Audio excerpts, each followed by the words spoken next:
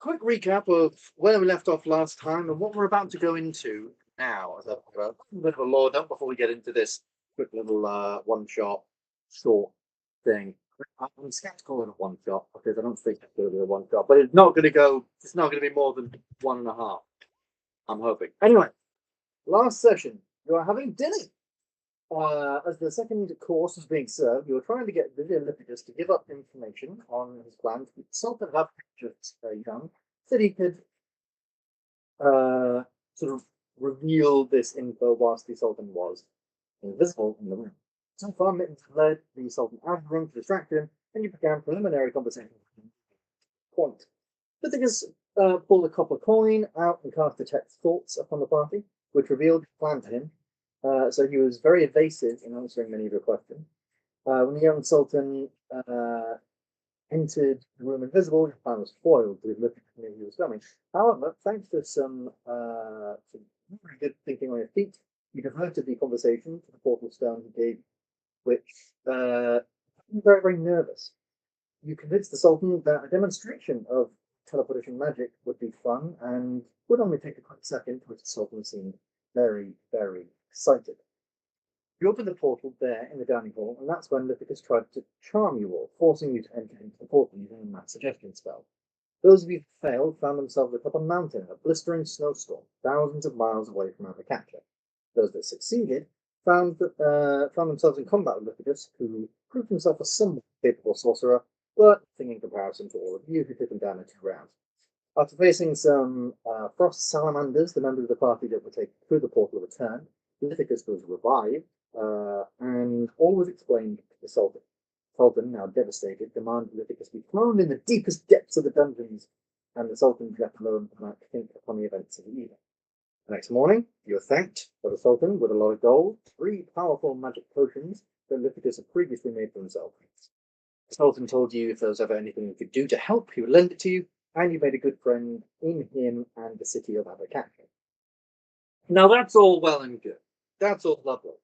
While those members of the Guardians uncover strange plots in desert cities, others, however, found themselves just outside of a tavern, just outside of the city of Drakeport, awaiting the arrival of a contact, or here to meet a contact who might be able to help them solve a criminal infestation of the city of Drakeport, an infestation that our Justikar Griffin has a personal connection to. So, a little bit of background for you all, as I'm assuming, Griffin, you would have explained maybe a little bit of why they're here, who the Dowie are, yada, yada, yada. I'm assuming there's a little bit of that explanation going on here. And there would be some kind, and you would all have some tiny bit of knowledge. But there's a brief background on the Dowie. So the Dowie are a criminal organization founded many years ago in Titan. They have a network that spans many of the major cities in Titan and major countries and lands and empires. And in each city, they have proved to be an underground menace. Smuggling, bookmaking, protection rackets, fraud, hijacking, robbing, assassination, theft, blackmail, and bribery are just some of the many things the Dowie do to earn coin and grow their vast criminal empire.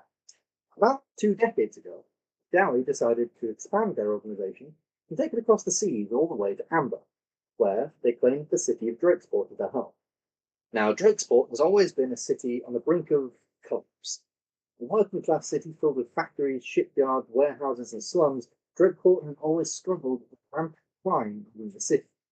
This only got worse when the Dowie arrived, as they simply organized the existing crime that was there, cleaned up the crime, and put them all to work as criminals. However, it seems that things have recently escalated in the city of Drakesport, and Griffin has been called to aid the situation by a contact he has within the city. With him, he's asked for the aid of Felix, Galahad, and Kynan to aid him in his quest to finally get rid of the Dowie once and for all. To the scene, it's a sort of unlike the desert, the sort of wondrous vast deserts of Abercatcher. You are now in the murky, rainy area of Drake. It is overcast. There's like that really light, fine rain that's dropping down. You've all sort of like huddled in cloaks and stuff, and you're outside a tavern. Tavern itself is called the Crooked Nook, and it certainly looks like a crooked nook. It looks like an absolute dive. It's barely holding itself together. Now, the city of Drakesport does have a sort of side slot, a real dive of a place where those too poor to live within the city generally live. It's this ramshackled, like real sort of slums type place. No real, streets, just lots of thoroughfares and alleys and different things like that. The only major street is the one heading towards the city gates. You've been asked to meet a man, Griffin would tell you, called Jeremiah Arrow, within the Crooked Nook. Is there anything anyone would like to do? So I would say you've all sort of met outside. You've all met sort of somewhere nearby, and you're now outside the tavern. Is there anything you'd like to do before you enter? How do you spell Dowie? Dhaoui. Basically, Okay. D-H and then throw a bunch of vowels at it. That is a fantastic Scrabble word. That would be a fantastic Scrabble word. If it weren't a thing. Actually, it was a real thing, but that's a thing I'll talk about later.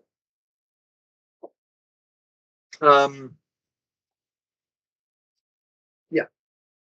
If there's nothing else anyone would like to do before you head in, you can all enter the tavern. It's a tavern which is quite literally sort of sunk into the ground a little bit, into the sort of mud. Like you do have to step down into it, and it's for the tallest among you, like Kyman, you are certainly like lowering your heads. Though there seems to be quite a lively atmosphere in here. In the corner, there's a sort of halfling and a half elf playing a tune. In sort of another corner, far in the corner, there's like ladies and gentlemen of the night, sort of putting on a bit of a sort of a little bit of a show, trying to get people over to earn a living. And in the center of the room, there's just this big mass of tables. On one side of the room, there's a bar, and in the big mass of tables, you see one gentleman sort of raise his, sort of looking around, and Griffin, you would sort of touch eyes with him. And you maybe haven't met this guy before, or maybe you have, not very much. He definitely comes across as someone quite different to the rest of the people, even though he's dressed similar. It's almost like he's tried hard to dress working class. He's a man of dark skin, sort of thin, trimmed beard, and I think his facial hair would probably give him away because it's very like like a nice sort of curved, trimmed beard and things like that. And he's got like an earring in, and he's got like a sort of fade on the side of his head, sort of thing. Even though he's a little bit older, and he waves at you and gestures you all over. Sat next to him is a human woman. She has like strikingly bright red hair. Sort of wears some sort of piecemeal armor, a few sort of scratches and scars upon her neck and her sort of face. And as you approach, this individual says to you, "Oh, hello there, friends. Griffin, it is nice to finally meet. I see you brought friends with you. This is the bomb squad. The bomb squad. Yes. Okay. We pack a punch. Fantastic. And we have a crocodile. I'm not 100% sure what he does, but Yes, I have to say I've only ever heard of your kind. I've never really seen them before. This is interesting. Well, hello to all of you. I am Lord Jeremiah Arrow. It is very, very nice to meet you. Please have a sit. I'll have some drinks to the table. He calls over a sort of tavern wench or whatever. I hate saying that, tavern wench. Bar lady, whatever. barmaid. And yeah, barmaid. Thank you. And she takes your order, and he just sort of says, like a big sort of bottle of whiskey or something for the table, and however many glasses. Can I make an insight check? Yeah, sure. What do you? Or maybe a history check. I don't know. I just want to know if Galahad. He said he's Lord Arrow or something like that, didn't he? Yeah. Does Galahad would he know of the Arrow family, or is this his new family? A history check. Yeah. 26.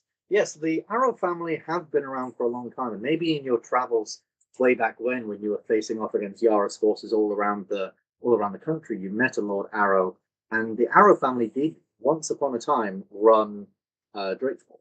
The Arrow family they used to own a lot of different things like warehouses and factories and things like that, and they were a very wealthy family, and they ran Drakesport. Lord Arrow was the mayor way back in your time, and probably for a little time after, though at some point clearly things have gone downhill.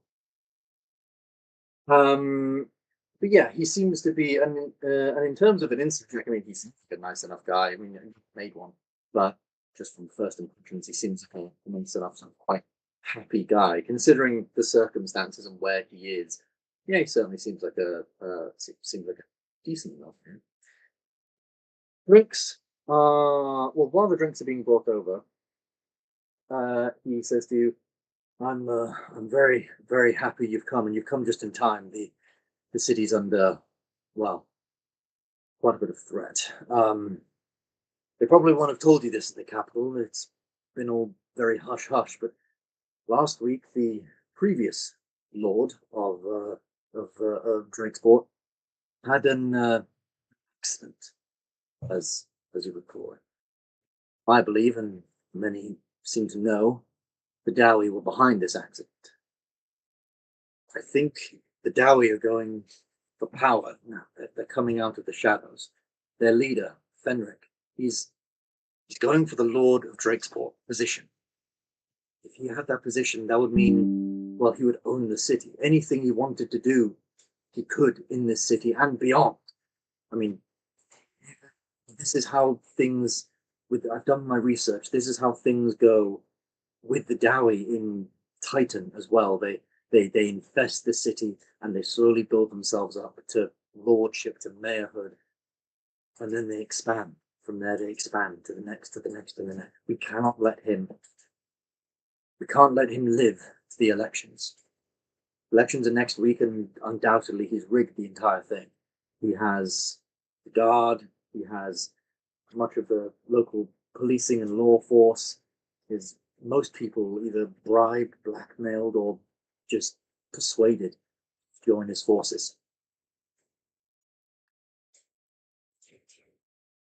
I divert to Hera to tell you a little more of the nitty gritty of the situation, and the human lady who's at this point been sort of like picking a nail with a knife, sort of finally stopped there. Oh yeah. Hi. I think I remember you. She points to Griffin and looks at you. I remember you. You're an enforcer, right? Whatever do you mean? No. I remember everyone I used to lock up back in the day. And we never got you. Well, I've had a little career change. I can see. Well, if Lord Arrow trusts you, then I've got no other choice, if I'm honest. I was the previous captain of the guard of Drakesport for quite a while, for most of my career. Unfortunately, recently, I too have had a bit of a career change, thanks to the Dowie and planting some documents on my person. Thanks very much for that. We know the Dowie are obviously going for this lordship position, and we need to take them out. The problem is that they're never all in the same place, except for at sometime soon. Sometime soon, there's an event. I don't know what it is or where it is. Just heard from a fairly credible source there's to be some event held within the city. This event, whatever it is, should have Fenric and most of the high-up lieutenants of the Dowie, many of the higher-up merchants and warehouse owners and factory owners and things like that he owns. they're all gathering for something, but I don't know what, and I don't want to pry too much further because I don't want my contact getting, well, gutted and hung. I was hoping maybe you could help us find out what this is, and maybe try and find out where it is, what it is, and then I can use what allies I still have left, the guards who thankfully followed me, or ex-guards, I should say, who thankfully followed me and quit their jobs and are against the Dowie. We can help you go in and face them. We can keep the rabble occupied while you take on the main threat. We just need to find out where this is first, what it is. From there, I think we should be good.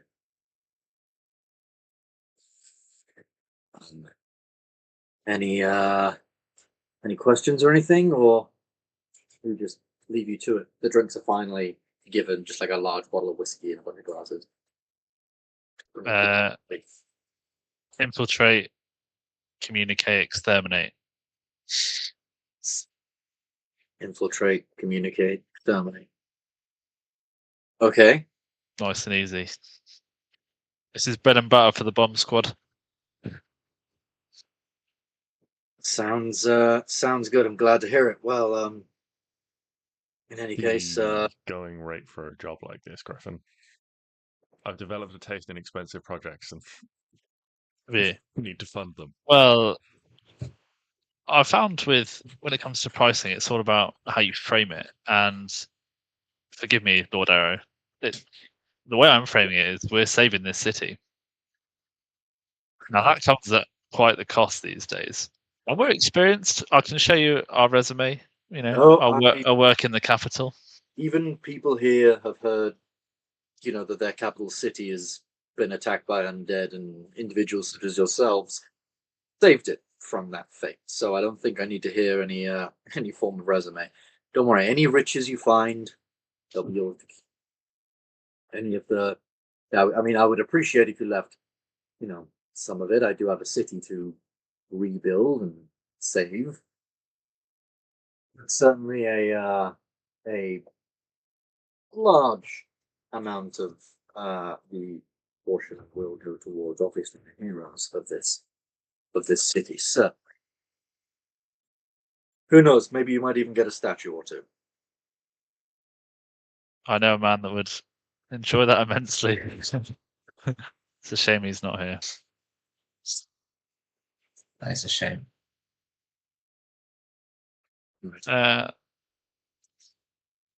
Sorry, in all your waffle there, I didn't hear a number. Well, I don't. Unfortunately, the Dowie have seized a lot of my assets. Many of the factories that were my parents' and shipyard that I own have been, let's say, seized up. I barely have enough money to keep my own manor going right now. If you complete the job, we'll see what funds are available to you, but I can assure you it will be well worth your time. Moral question. Is it stealing if it's already stolen? By the Dowie? No. Excellent. Not taking everything that isn't nailed down.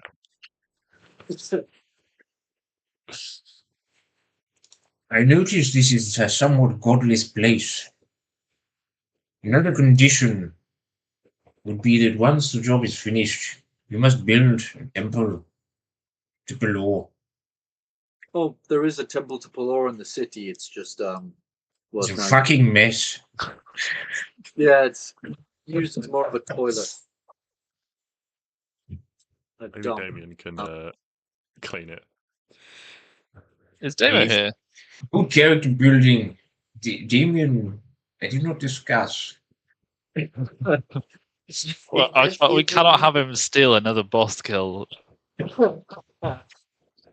fine. Let's say he's training at the temple back in the capital. We certainly ain't training at the temple in Drakesport. He's He's training. He's filling in for Galahad on some meetings and things like that. He's doing some bits. He's a knight now anyway, so it's Damien, you peasant. Oh.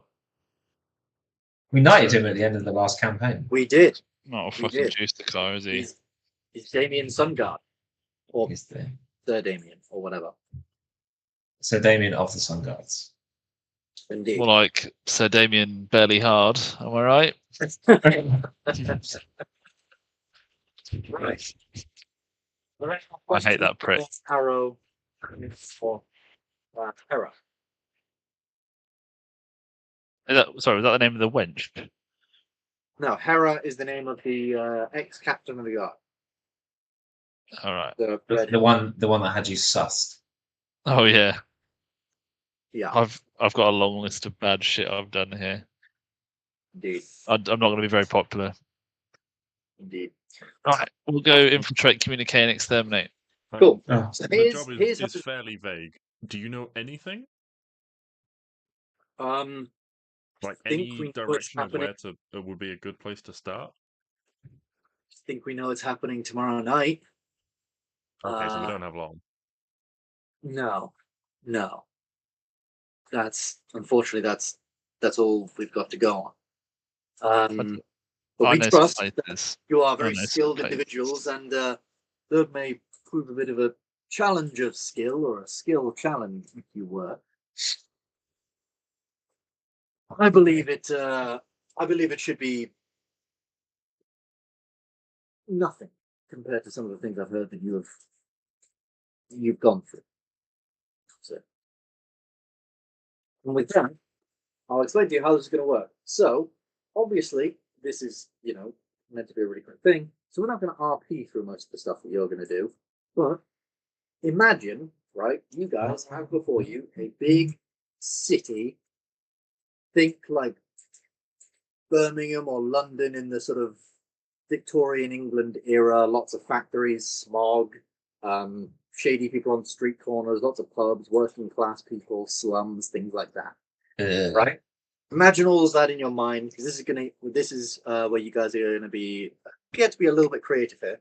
This is going to be a skill challenge, and you guys can use any skill, ability, or spell that you think would allow you to gain information. So here's a couple of examples.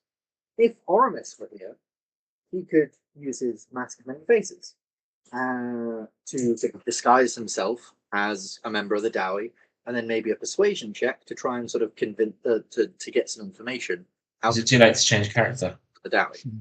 Yes. If Doc were here, for example, he might travel to local churches and temples within the city and use his religion skill to try and smooth talk them and sort of gain their trust and maybe help them spill a few secrets.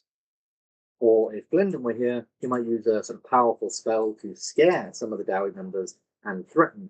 Maybe an Arcana check with a bonus depending on the spell and its level. Maybe threatening them or something like that into giving up information. Brendan would take one look at the shit pile of a city and cast meteor swarm. Probably yes. So obviously, with the time constraints, we're not obviously going to run through necessarily every single one of these. By that I mean we're not necessarily going to fully RP through all of it. But if you have any ideas of anything you would like to do, you may do so. I will give you until I finish my last slice of pizza to have a little think. And to get you all in the mood, I'm going to look up the Peaky Blinders soundtrack. No, Ben. Peaky Blinders. Awesome. Pickles. Okay, Yes. all right, boys.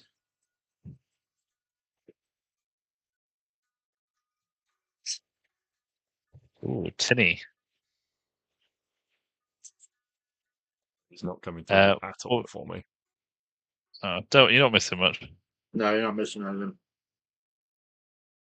Right, what are we thinking, young men? Well, what better place to start than church? For Galahad, anyway, because he's actually a religious paladin, unlike. I'm a religious paladin. I just hate going to church. All right. You're going to try and go to the churches and try and suss out some information. how are you doing this? Are you like so you're going to churches? How are you trying to? Are you trying to smooth talk them? Are you trying to get them all to repent? Are you trying to? How is? Yeah, I feel like it's a bit more on the guilt trip side of things. Okay, cool. So, do you have proficiency in either intimidation or religion? Interestingly, Ben, I have neither, but I do have persuasion. You do have persuasion. Okay. I mean, if you want to, I would say like guilt. I mean, I suppose there could be persuasion if you went at it as in a more, I suppose sort of persuasion or something way. But I could allow it. I'm persuading them through their guilt that they've done the wrong thing and that they need to do the right thing by telling me the information that I need to know. Okay. And their eternal souls will be better for it. Okay. Roll the persuasion check. Thank goodness. Oh, boo. 13. Rubbish. Unfortunately, not great.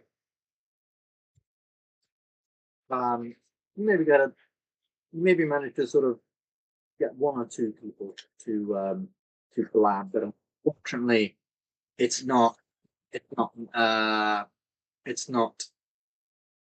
whole lot of information, as there's just not a lot of many like fully religious people in the city, and they're kind of most of them are gone by the time you're there. That is going to be one fail.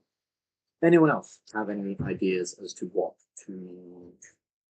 So I was thinking can go and kind of rub shoulders with the, you said this is quite an industrial town, so rub shoulders with various sort of blacksmiths and things like that, people who make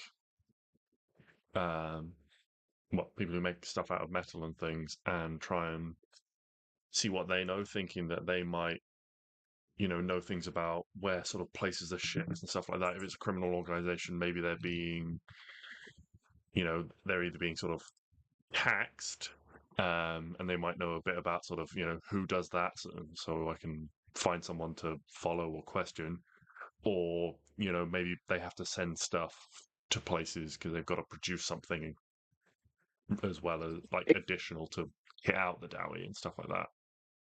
Okay, I like that. What skill are you trying to use there to try and what I want to use is Smith tools but I feel like it's probably more, again, like persuasion, charisma type thing to like ingratiate myself into this group of. I'll tell you what, various I'll people. say it is a persuasion check, but you have a bonus with your. Do you have proficiency with persuasion? With persuasion? I do have proficiency with persuasion. Okay, but you have expertise in your smith's tools, right? Like Yes. you like an extra thing. So I'll allow you to gain that expertise with your thing, but you're still rolling a persuasion. But you can add an extra 5, whatever you roll. So this has got extra. Oh. So that'll be a 20. 20. That is indeed a pass. After searching around for quite a while, and speaking to many people, you learn of an individual who had to craft 2 rings, 2 very, very precise and very fancy rings for an event the Dowie were having. But he handed them off to a fence, and they handed them off to somewhere else, and you kind of get mixed up in the trail of where these rings went. But you know that whatever's going on has something to do with rings, and you maybe have a lead there, but you're not 100% sure. And there's going to be one success. Griffin and/or Simon. Oh my god, it's a wedding. We're gate crashing a wedding. Yes.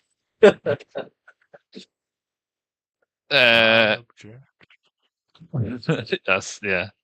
So many good lines. I'm gonna go into some of the haunts that I know these little Dowie boys used to frequent, and I'm gonna try and force some answers out of people using my intimidation skill. All right, I like that. Yeah. You know where these people would likely hang out. Yeah, going in there full armor and everything, that's going to be quite scary. Roll intimidation. 26. 26. Yeah, people, as soon as you like go in there, this is very Peaky Blinders-esque. People are chilling out in like shirts and working man's clothes. So as soon as you come in there with your full armor, magical axe, everything like that, people are squealing like a thing. Particularly when they've heard that Griffin Asahi, you're meant to be dead. Oh wait, aren't you the guy who defended a city against an army of undead? Oh fuck. Yeah, I'd better maybe tell you a thing or two I know. And we did manage to find out a few pieces of information, particularly about where some of the higher ups are maybe going. They were getting dressed up for something. One of them said something about going one place or another. It's hard to tell. Kaiman, what would you like to use?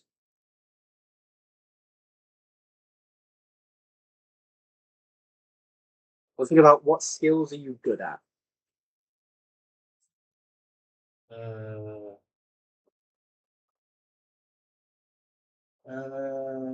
Perception, medicine. Well, I know you're very good at perception, very good at medicine. So you could, for example, perception, that's all about listening into things, listening into word on the street, that sort of thing, or obviously in medicine, there's plenty you could do with that. If there's anything else, if there's any spells you have that might be useful, you could also, try anything like that. If I head to where should I go? If I go to a kind of shady place, right? And I completely cover myself in like iron paint and I pretend to be a sculpture. And I just wait and I listen and I see everything like a gargoyle. I am Frogman. People start throwing pennies in a cup. People like there just happens to be like a little like divot in the cobblestone below you. People start like throwing gold in. So yeah, roll me two checks. Roll me a performance check. Last.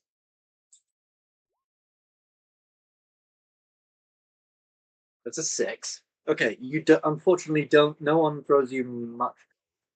You're not very still as a statue. But roll me a persuasion. Oh, sorry, a perception.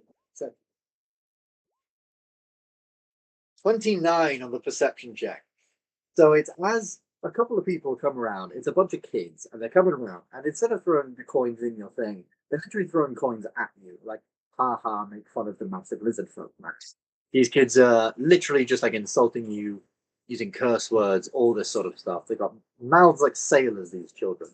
And it's as they're berating you and as they're sort of throwing things at you, you hear sort of two troops walking across the street, and they're talking about an event they're going to. And you sort of hear them as you look at them and you think they're quite fancy, and you're listening to their conversation.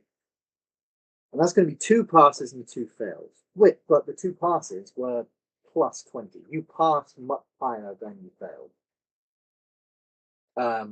Actually, sorry, that's 3 passes and 1 fail. 3 passes and 1 fail. Which does mean you succeed, and you find out that yes, there is indeed a wedding. You find out that Fenric's daughter and the son of another family are to be wed. Now you have no idea when the wedding is. What you do find out is where the sort of reception, that whole thing is meant to be. The sort of what's it called? The rehearsal, the rehearsal, and it is tomorrow night, and it is at one of the fanciest places in Drakesport, a very very old manor. And this manor hall, atop the manor hall, is this huge statue of like a massive drake. That's part of the reason why it's called Drakesport, is because it's sort of this manor and this statue and everything looks out over the huge port that is Drakesport.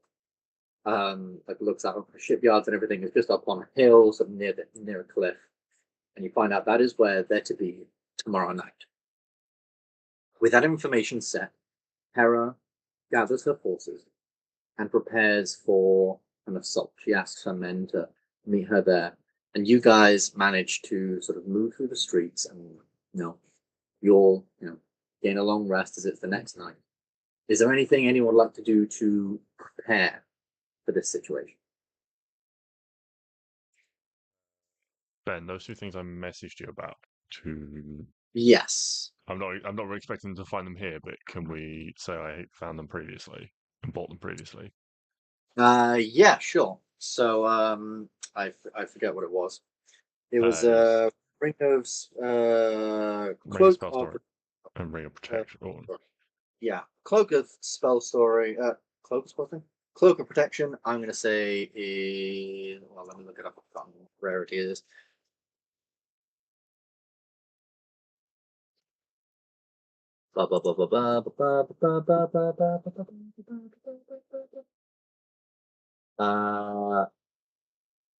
Yeah, it's going to be 500 gold pieces for the cloak or ring, wherever you go. You can pick one. And for the ring of spell storing, that's going to be 800 gold. Okay, cool. 300 gold. Sweet. Cool. You have those items. Cool. Anything else one would like to do to prepare, or are we just going in? I would just go in. Yeah. Cool. Well, communicate to the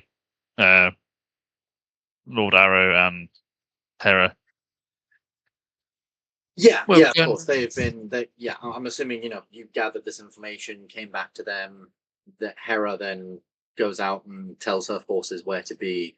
Lord Arrow he's not a fighter. He's staying away, but he does tell you that his plan is essentially to then run for office instead of Fenric. So Fenric will be gone. The position will be pretty much free for grabs because no one else is running against Fenric. But then he'll just come in, sweep it up, and gain control of the city. That's his sort of plan with all this. So the night of the wedding comes, and you all begin to head up the slightly fancier routes and sort of pathways and alleys towards this large manor. And in the distance, you see this huge dragon statue that looks out over the city, looming in the distance, growing ever larger and larger. As you do, you begin seeing individuals on the streets, like looking at sort of watching you. You feel very watched as you're going forward, until eventually up ahead you see this large group of people stood in front of the manor. There is a definite guard, and as this guard sort of appears and makes themselves known, and they go, "Stop! Come on, get out of here. This place is booked. This place is booked up all night. No need to be here. Get back as you approach." But then suddenly an arrow from seemingly nowhere and this guy drops. All of his friends begin shouting and just like, "What the?" And they begin charging for you, while a hail of arrows flies down and takes out some of this group. From inside the houses and in alleyways, groups of ex-guards, individuals that you believe are on your side, and Hera herself, wielding a large spear, charges for you, and a huge melee breaks out in front of the hall. You guys push through the melee. Can everyone make me an athletics check as you are trying to, it's basically like a massive is forming in front of you. You're having to push your way through, fight your way through to get to the other side of the space.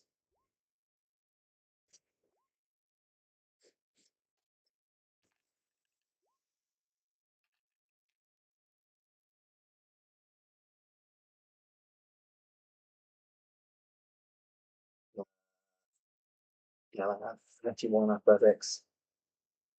Felix, you rolled athletics twice there. Yeah, that's because there's two of me. There's two of you. Why is there two of you? Me. Simulacrum, maybe. That would have been. I didn't know you were doing that. That's fair enough. Well, one of you takes 13 points of damage as you're charging Ow. through, wobbled on the back of the head by like a like a baton or something. Kaiman, can I get a athletics at 13? Kaiman, unfortunately, you also take 13 points of damage as you're running through, and you just get whacked by a couple of things. Yours is half because you have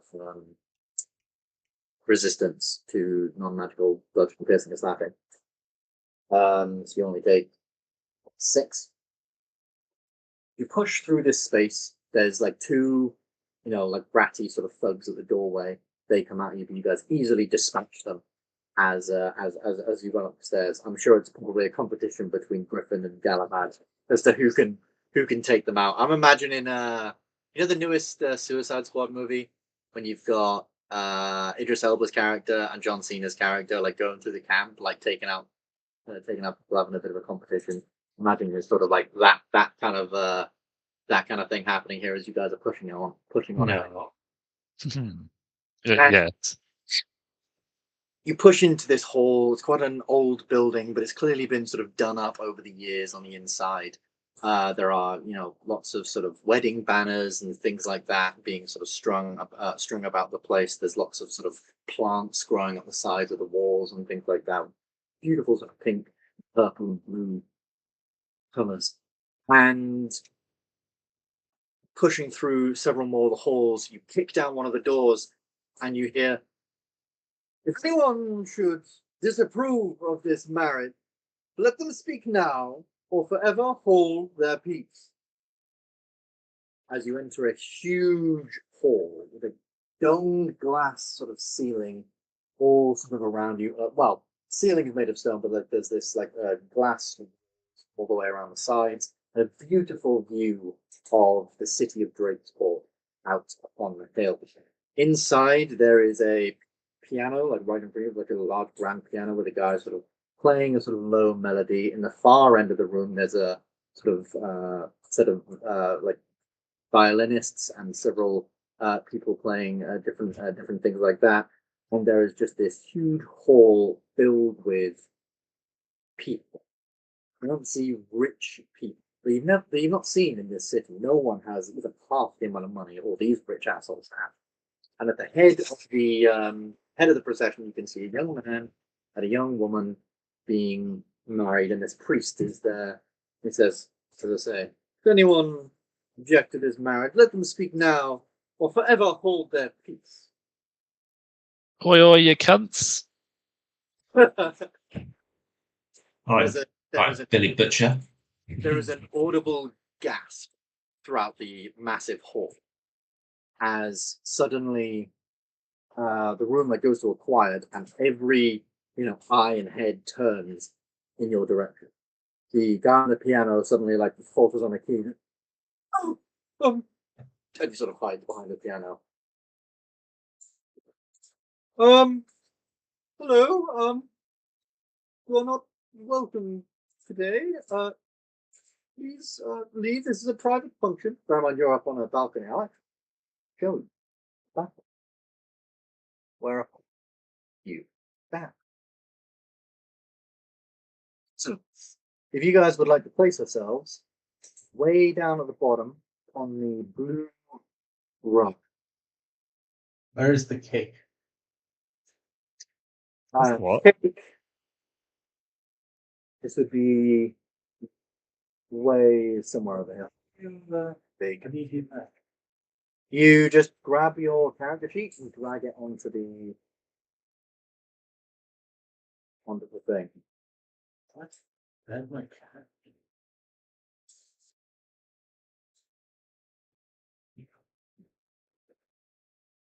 I'm gunning for that priest. I hate the whole concept of marriage. The That's the real enemy here. real enemy. Love is the real enemy. I'm gonna burn it. Actually, I'm gonna put not that symbol because that's confusing. I'm gonna put a little. Luke, is this where you and Hattie get married? Yeah, yeah. The one with the symbol on, JJ, is your simulacrum. Let me just make you smaller, Brian. And Well, if you had that the whole way, JJ, Griffin would have absolutely made a joke about them both standing on top of each other to make a normal sized man. That's the best use of that 8th level spell. Yeah, as you can see, you guys are up on this balcony. There's a stairway moving down. There's like a sort of,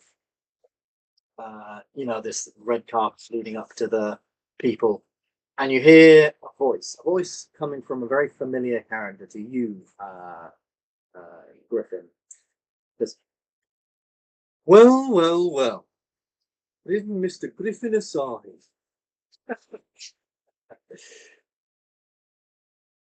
I heard you were still alive. Not a surprise, really. Come in, lads. Come in. Have a seat. Come on. I'm sure we've got some spare seats around. Plenty of food left in there. Come on. Sorry, Mr. Priest. We'll be there in just a second. Coming in, lads. Coming in. No need to spoil the events. Ladies and gentlemen, everyone. Sorry for the disruption. This here is Mr. Griffin Asahi. He used to work for me, did. Before you almost picked the bucket. When I found out those lads didn't actually kill you, them skinned alive, I did. People who fail me, just idiots. People who just can't do a simple bloody job. They're not here for festivities, Fenric. And sort of heft my axe up. Why you got to ruin the fun, eh, Griff? I mean, you've come here on the day of my daughter's wedding, seeking justice. Now, does that seem a little bit annoying, ignorant to anyone else? And everyone around the tables begins to nod and sort of agree amongst themselves. How am I getting shamed for this? Now, Griff, I gave you an out many years ago and you didn't take it. You decided to live. Well, guess we've got to give you another one now. Come on, lads. Let's show them what family can do.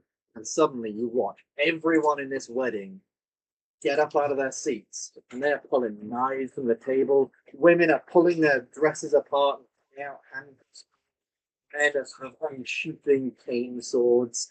There's like just this whole family of gangsters suddenly just grabs themselves weapons around the area. So this guy over here, the guy with the two big bruises next to him, that is Fenric. Everyone else seems to be, I'll tell you now, they're like minions. These three individuals over here, they are some of the ugliest women you've ever seen in your entire life. They look like they're three way up here. They are old. They were women. They are old, decrepit. You can see their skin is just like sagging. They look, and they also look really hideous. Like one of their arms or whatever is like a little bit longer. They look weirdly muscular, and you just get this dark, horrible sense about them. It's hard to describe. You just feel this sort of dark energy exuding from them. And I would say, where is he? This individual sat next to Fenric sort of looks up and he bears his two vampiric fangs towards your way as well.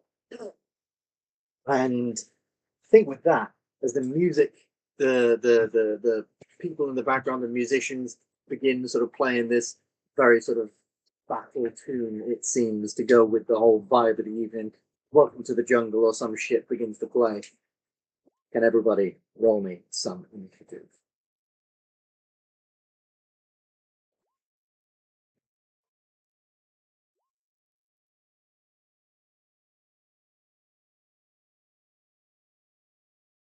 Just roll for some of the people here. So I'm going to say that. And get his statue up. Oh, I'm glad we all came prepared, boys. Do you want to do a little rollies? Sure. What are we rolling? It's D20. D20. Fuck it. Do a D100. Why not? D100. All right. After Fine. you then. Oh, You're going first. Unless we're playing golf rules, which we're not. that means Ryan's going first if we're playing golf. That's the play rules. Which Golf rules would suit us here, I think. Yeah, probably.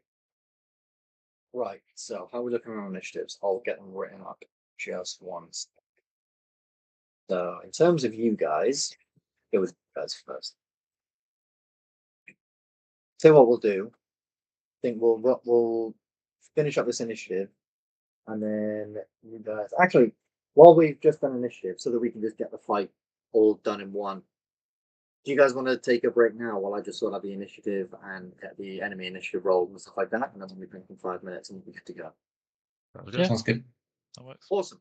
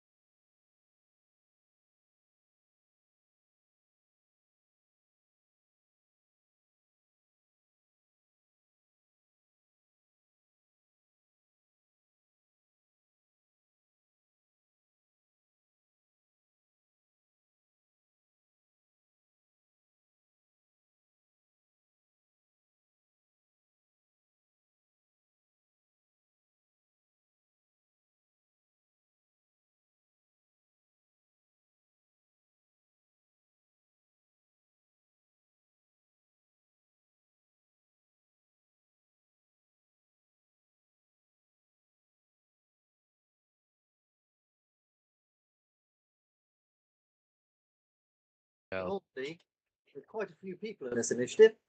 Don't worry, I'm sure you'll all be fine.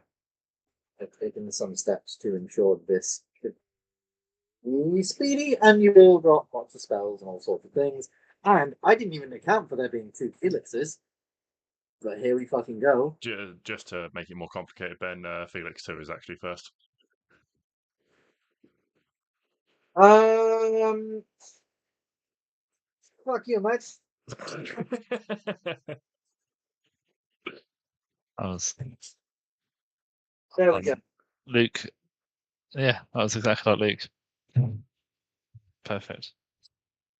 Cool. In which case, let's get this started. Band has strummed up a roaring, fighting tune, literally in the background. They're like playing their fucking hearts out. As clearly, fights at weddings is possibly somewhat normal here. So they're quite used to, like, almost on cue. They're like, all right, there's a fight going on. We better. So, Felix, Kim, what are you doing?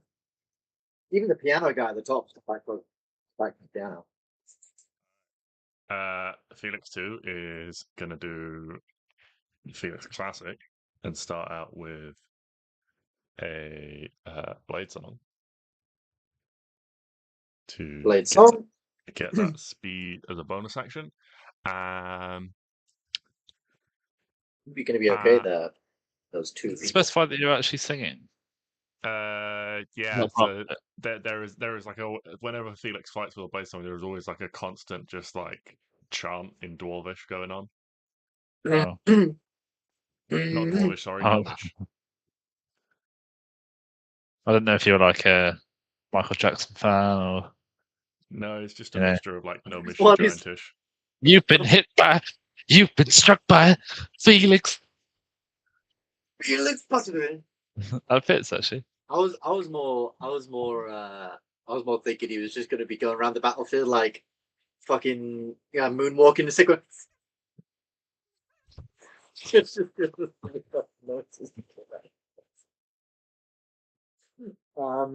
Cool. So he's blade songing. The bonus acting. Then what's he doing? And then I guess we'll just start her blasting with a good old firebolt. For an 18, aiming for someone like near the bottom of these stairs here on the left-hand side, just in case they're going to start pushing up the stairs. That's fair. Do you want to hit one of the? I put them as like orcs and humans. So do you want to hit one of the orcs or one of the humans? Yeah, I'll go But for this one here. These represent bigger dudes and smaller people, or rather, people who've pulled out hand crossbows and people who've pulled out cleavers, knives, batons, bludgeons, that sort of thing. Yeah. So which one? Sorry. One of the big ones. Cool. These guys are on minion rules, so just to remind you all, 1 hit point, or any damage knocks them out, but you can cleave through groups of them. They can swarm you, and some effects may incur. If they pass a saving throw against damage, they essentially have like evasion, so they'll live, but if they fail it, they'll die. You get the gist. We've done this before. So that one is poof, gone. Firebolt to the face. Nice. And then just take up a position at the top of the stairs. Sweet. We then, if that is everything, Yeah. we then go to Fenric, who is going to what you can do from way back here. Let me take a look at this. No, it's not a whole lot you can do way back here. So he's going to use. No, I think what he's going to do is he's just going to sort of like pull back a little bit, almost like. No, I don't think he's going to do anything. He's just going to stand there and just start laughing and taunting and throwing out swear words and insults. He will hold his action though. He'll hold his action. If anyone comes near him, he's sort of pulled out this sort of like beautiful looking sort of like sword from his cane as he's sort of like grabbed this out. And he seems to be somewhat proficient with it. With him done, we then go to Viviana and Thomas. Now, these are the couple to be wed. And they sort of look at each other lovingly. Should we go kill our first paladins together? Oh, I'd be honored, she says as she pulls out a bunch of daggers. And she's going to start charging up. 5, 10, 15, 20, 25, 30, 5, 10, 15, 20, 25, 30, 5, 10, 15, 20, 25, 30. She's going to be charging for the stairs. She's a rogue and she can bonus action dash. And she actually dash. She's going to go 5, 10, 15, 20, 20, 30. And I don't know about distances. 5, 10, 15, 25, 30.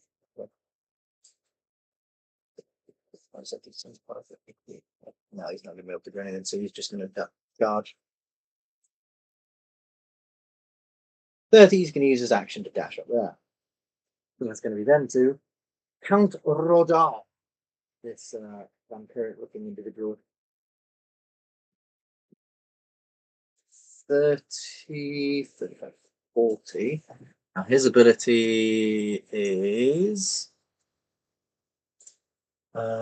nothing here. He's a very melee-focused individual, so he's just going to be slowly pushing up on you.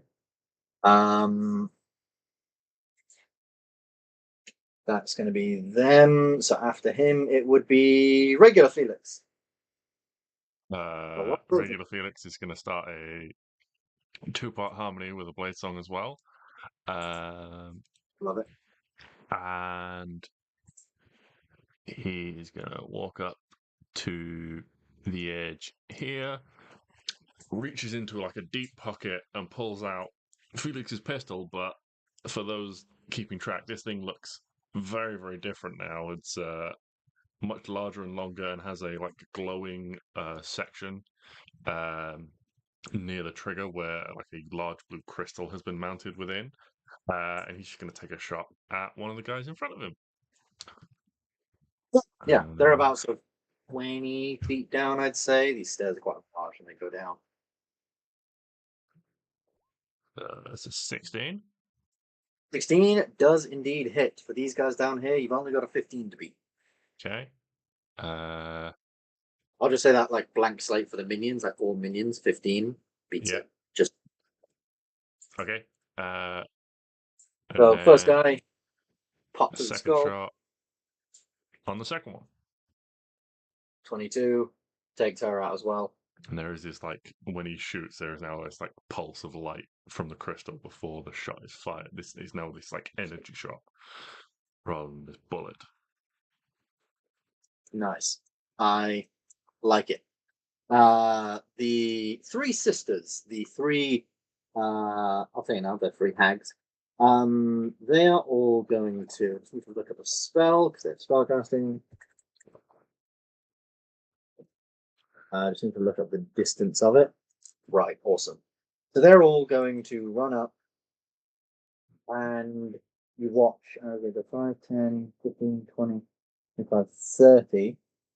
But then they bonus action step through mist. Misty step, but it's not a death fake creatures, they just step through it. 30. And you can see all three of them sort of standing there and they sort of look up at you. Each three sort of begin spinning their hand and chanting. And can everybody up the top there please make me a Constitution saving throw, please? Are they within 60 feet? 5, 10, 15, 20, 25, 30, 30. Oh, for you, yeah. 55, 60. Yeah. Two of them are. Can I counterspell if only two of them are in range? I'm going to say No. technically. Luke protects you as well. I should be doing separate. I should be doing separate turns, and I should have decided which one of these is actually going to be casting the spell. So, roll me a d6. If it's a 5 or a 6, you can't. If it's a 1, 2, 3, 4, you can. Fucking roll over. Yes. There you go. You can counterspell. What level are you counterspelling? I'm going to counterspell at Level 9. I don't have level 9 spell slots on Felix. I'm going to counter spell at Level 8. 5th level. 5th level, roll me an intelligence check, please. An intelligence check. Shit. Do you get Oh, it's fine. anything from my That's aura? fine. No, that's only This is on a saving check, throws. not a saving throw. Mm. But a 21 does it as you cancel a Circle of Death spell. Ugh. That doesn't sound fun. This like circle of sort of shrouding shadows begins spinning all around you. But yeah, thankfully, it's managed to just nullify this spell easily. Then one of them is going to look up. So seeing that you've done that, they're very mad. So another one's going to look up and try and target Felix with something now that he has done that. But unfortunately, you're all very out of range. So it's going to hold their action. They'll hold their action for spells when you guys come in range. Sounds good. If and when you guys come in range, anyway. You can see them just sort of like spinning this sort of dark clouds in their hands in the air, clearly holding some kind of spell. Griffin, what does that do? Oh, what's this? A fireball circle? Surely not. Surely not. Not this early. I mean, What's this? 5 people that fit in the fireball circle? Oh my god. 5 people in the fireball circle, right? Starting from the top. But Oh, but I will be jumping up onto this piano, obviously. yeah, 5, 10, 15, 20. And I'm gonna swish and flick. That's my old tutor taught me. playing with fireball like a basketball, just flying down, blows up on this table. I'm going to start from as I say, the top down. So start with the Count Rodar. He got a natural 20 plus 7. Oh Okay. boy. Roll a 7, dead. 10, dead. Roll a 9, dead. Roll a 2, dead. None of them could have rolled well for me. They do have bonuses to deck saves. It's clearly not fucking good enough. This fireball just explodes on all of them. Roll the damage for fireball to see how much halved. How there are bits.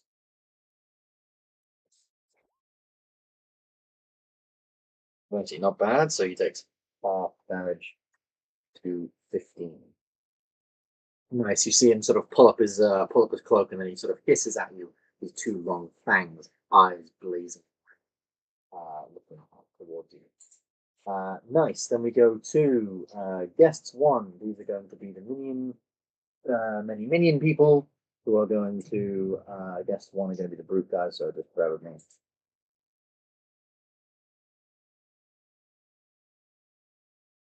Well,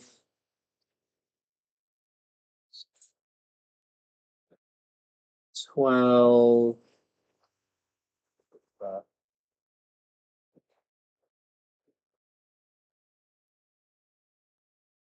12.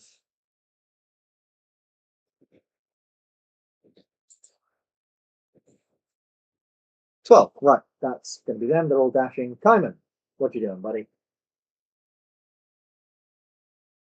Galahad, you're up next. So I think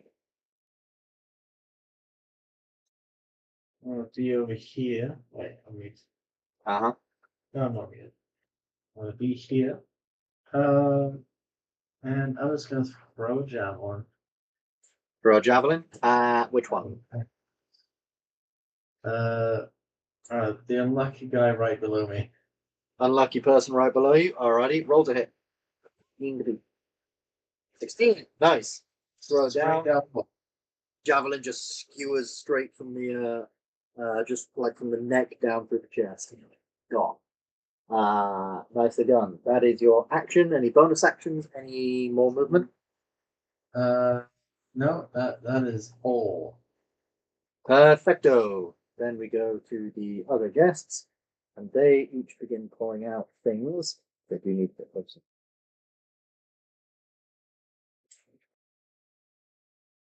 12.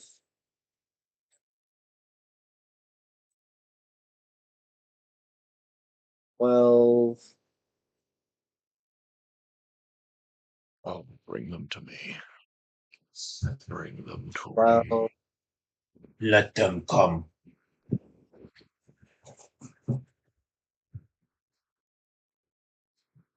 Well, awesome.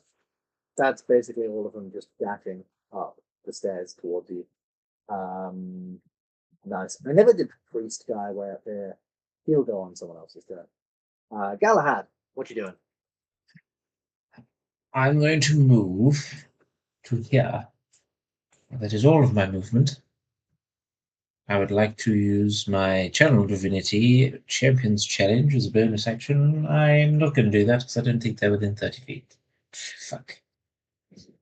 15, 20, 25. That'll be very Galahad's with his poor eyesight to challenge people that are not within 30 feet of him. Instead, I will use Guardian of Faith. I'm going to cast that boy. Ooh. Guardian of Faith, 4th level spell. Where are you putting your Guardian of Faith? Oh, I'm all over the shop. I didn't actually want to use Guardian of Faith. I want to use Spirit Guardians, the one that makes a ring around me. Yeah. Oh, 3rd level. 15-foot ring around you. Nice. I'll leave you draw that, or don't bother drawing it. We can remember. Yeah, like these like weird sort of flamey type like cauldrons for flames being spinning, flitting around you. Action. Any more movement? Bonus actions? Nope, that's it. Perfecto. Go back to the top of the round. Here's Felix 2. What's Okay. the twins do?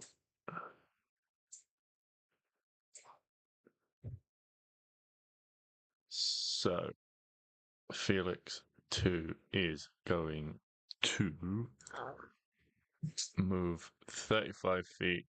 I think it's 35, 5, 10, 15, 20, 25, 30, 35 feet down here and make a swing at this guy. Yeah. Yep. Takes him down. Easy enough. You just down, leap, slam.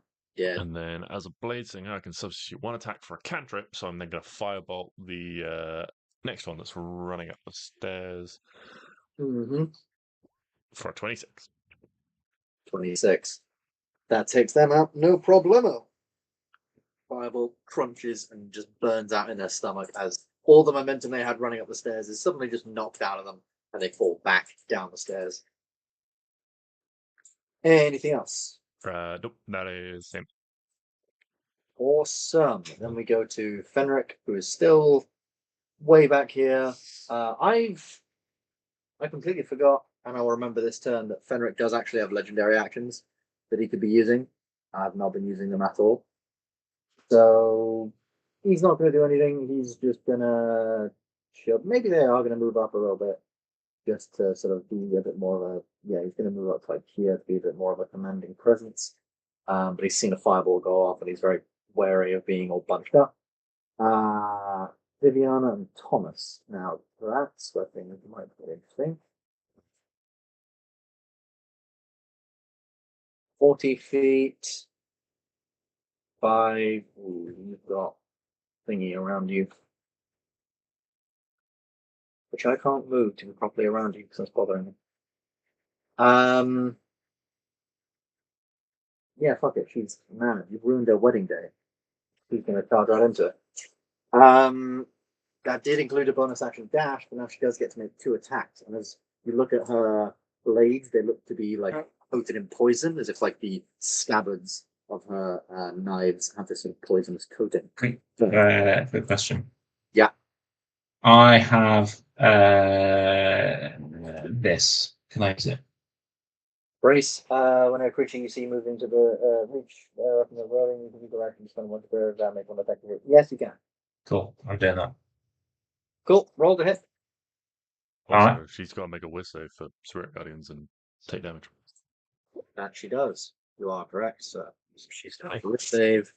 Roll a This 9. Lady is regretting this aggressive strategy. 9 plus nothing. That's a 9.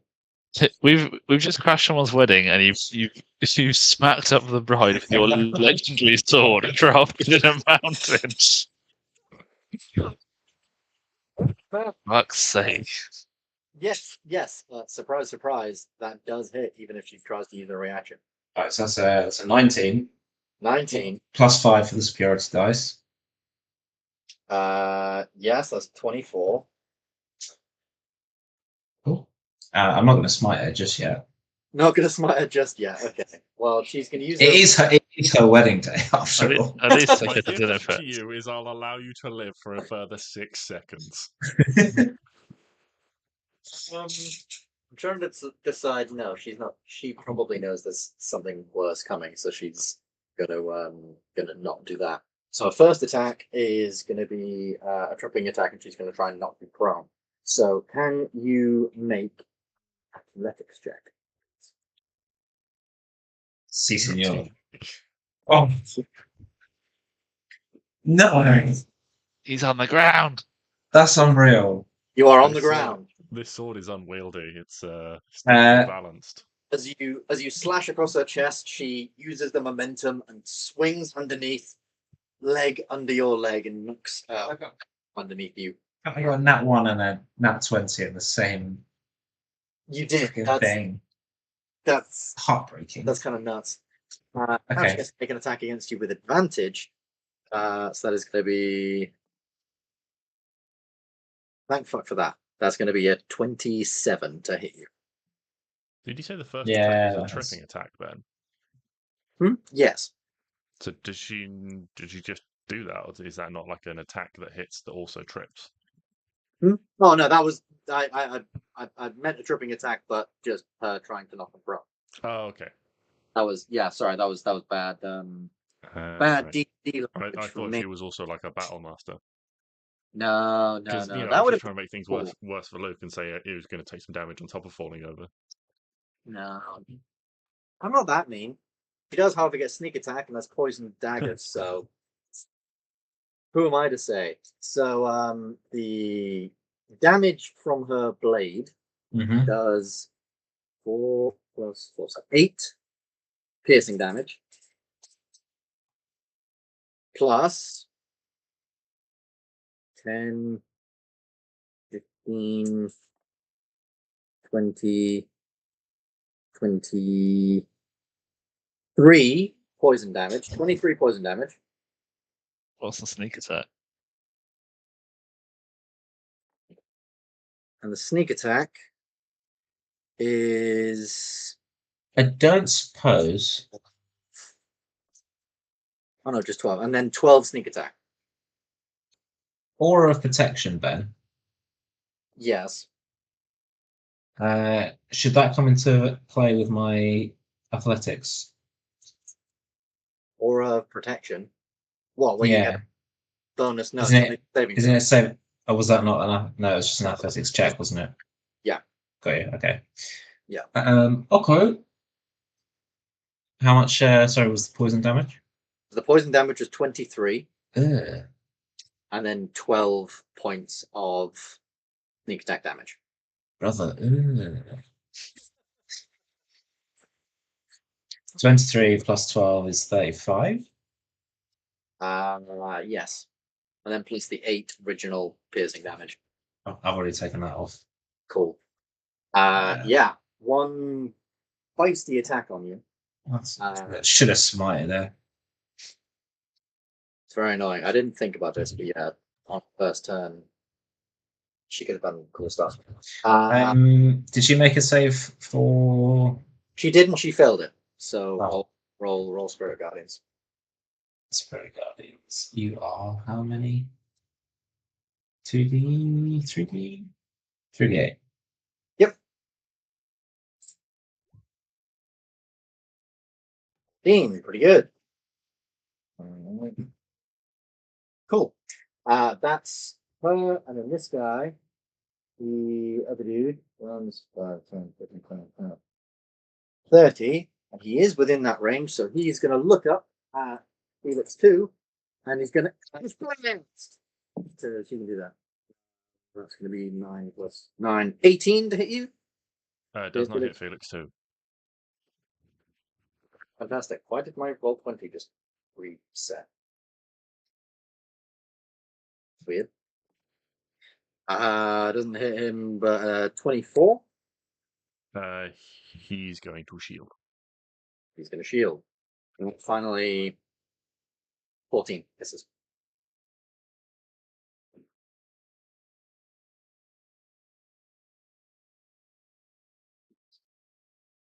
Everyone else's roll 20 just really bugged out. No, I've touch wood. been having issues most of the evening, but not just now.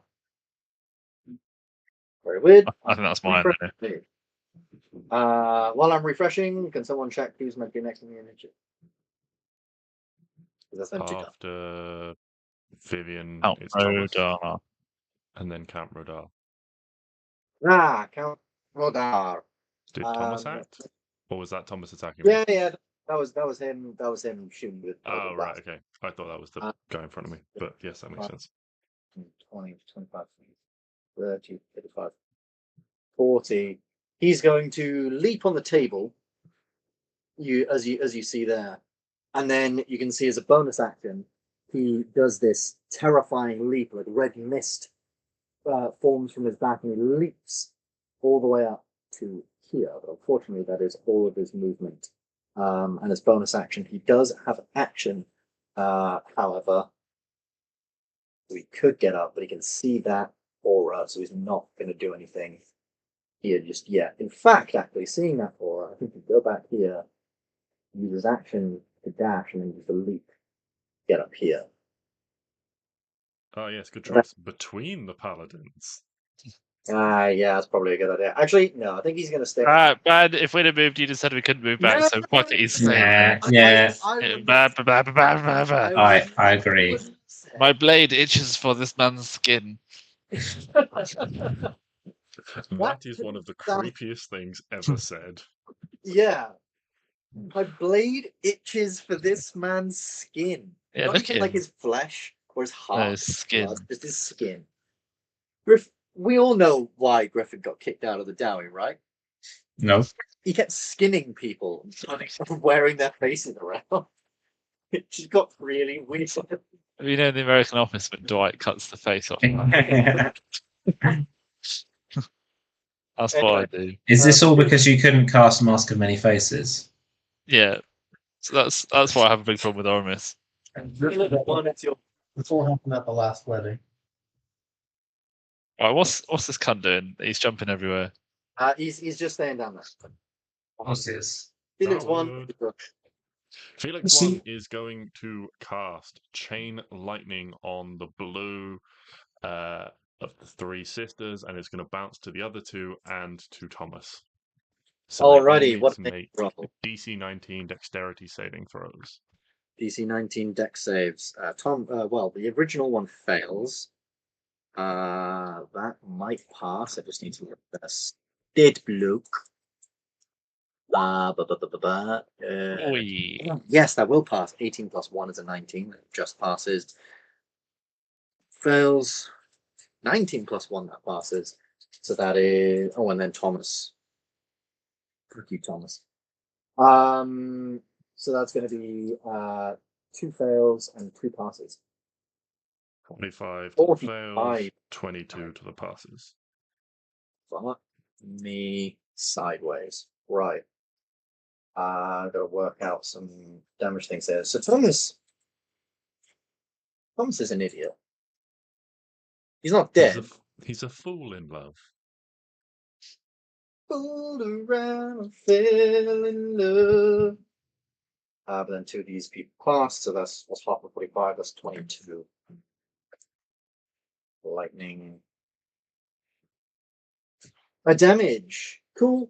Thomas is looking very hurt. In comparison. Most of the others are looking fairly hurt, bloodied certainly, but nicely done. Just lightning just crackled around. Is that everything on your turn? That is everything. Cool. Fenric is going to use a legendary action, finally, to use Command Ally, and he's going to command the lady next to Galahad to make an attack. But she gets to make an attack. Galahad, you're still on the ground, so it is thankfully with advantage. Thank God, because that was a natural 1. But then a 3 plus stuff.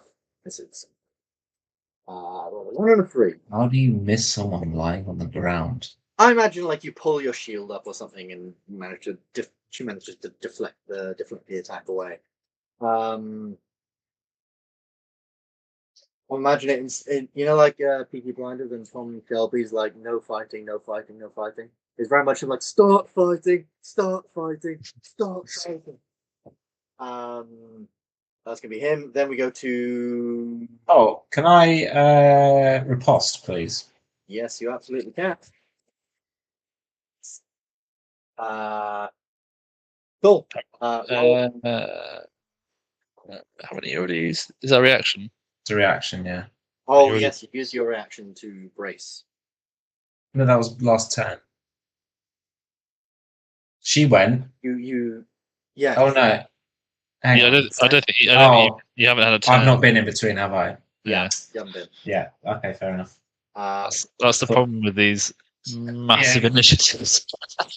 Probably soon we'll be cutting through some people. The 3 sisters are up, and they're going to Favorite pub.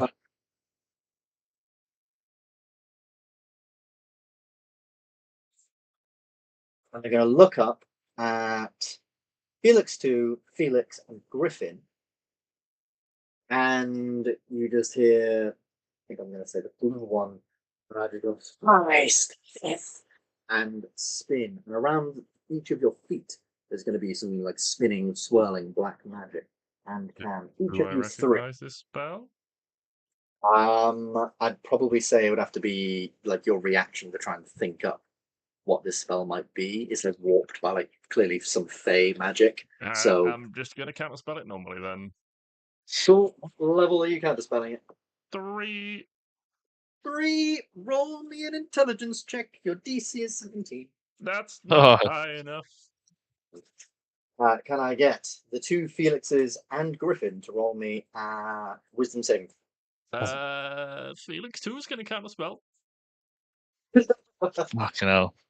What level are you counterspelling? Just 3 again. Just But he 3 is also he is a more intelligent he is a more intelligent man. Not that much more intelligent. Wisdom saving throw, please. Wisdom save. Yes, please. This is against magic, so I have advantage. Felix 2 gets a 9. And Felix gets a 12. This is going really well for me. I'm having a great series of rolls, lads. Felix The frozen as one rolled. Yeah, yours yes, you rolled a for 13.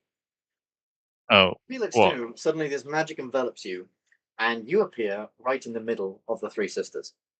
Oh, that's good Felix, for me. Felix 1, you appear, I'm going to say way over here, somewhere over there. And then Griffin, where do I want you to go? I think I want you to go. What were my 2 rolls? Your 2 rolls are 30 25. and 25. Oh, I have advantage. Oh, of course you do for your axe. You're fine. You do nothing. So that's the blue. I'm still frozen, so this is cool. Try refreshing, and we'll get to you. You're up next, but we might just push you down in the initiative. Strong disagree.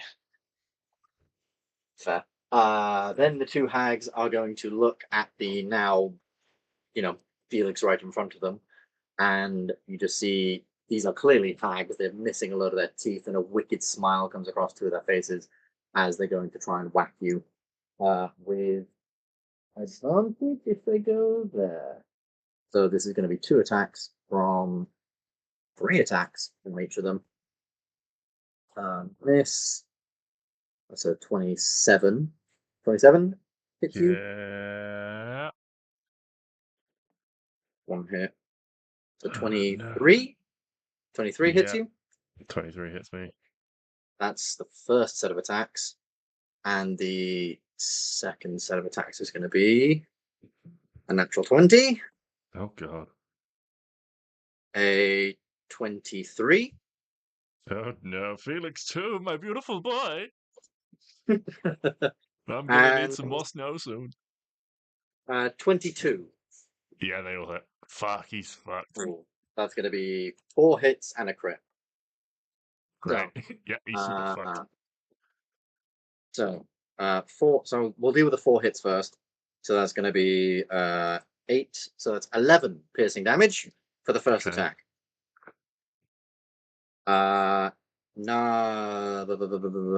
12 piercing damage for the second attack.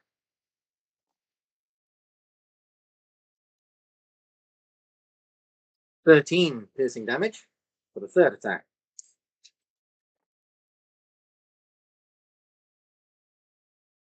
15 piercing damage for the fourth attack. And then the natural 20 is going to be 9, 11, 17, 22, 26. Plus 3 is 29. 29. Killed Felix too. I killed Felix too. I hate you. As these two grannies, you can see that, like, from far away, they do actually have like fairly buff arms, but it's buff in a weird sort of way where it's almost like they've, I don't know, it's like arms that are too big for them, and they just start clobbering and crushing down and slamming down on Felix, and you can see like their nails have been painted, sure, and filed, but still claws as they just wickedly go out. As they're slamming down and slashing you, as the heads of an opposing crime family beat and murder Felix too. Is that him like dead? That's in. That's all his That's hit points in- gone. He's down. He's destroyed. He just crumbles into a pile of ice. I'm very sorry, Felix too. You were a beautiful, beautiful young boy whilst you lived. Even if I'd fudged it and said I made him after we leveled up to 19, he still wouldn't have had enough hit points to survive all of that. Yeah, that's 3d6 plus 5 for each of those attacks. That's painful attacks. The Anis Hag, everybody, they hurt. Cool. So that's going to be their 2 attacks. That puts us back to Griffin. Griffin, what are you doing? So I'll be like looking at Galahad and just sort of be chuckling to myself and say, "Are you struggling a bit there, Galahad?" I've got it exactly what I ordered. Perfect. Then I'll turn around and I'll just see these old women beat the shit out of Felix too, and I'll go, "No!" And then I'll walk up the piano and take a leaf out of Felix's book, cast Chain Lightning Oh, Lord. on this one. So and then strands will hit Buddy here, here, and here. So get 4 of them. So all 4 of them. Right. Need to roll for, what's the DC? I believe it's 19. Believe it's 19. Right. So they've got a +1 to this. So that's 1 fail, 2 fail, 3 fail, and then the one with that +3 still fails. 4 fails. 41 points of lightning damage. Not quite dead yet, but the 3 of them are looking toasty, except for the blue one. The blue one who failed originally, the lightning strikes her, falls back, dead. Obviously, this one dies, and the other 2 take 41 points of lightning damage. They're all looking a bit worse for wear, yeah. They're definitely looking worse for wear. Okay. That was my action. And the 2 of them just look up. Nice.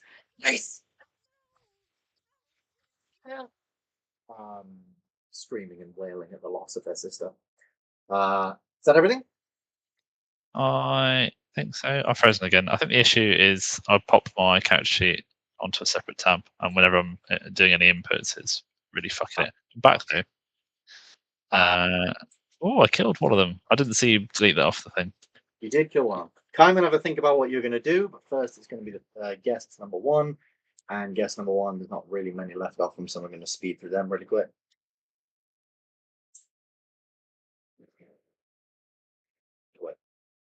Get 12 up there. And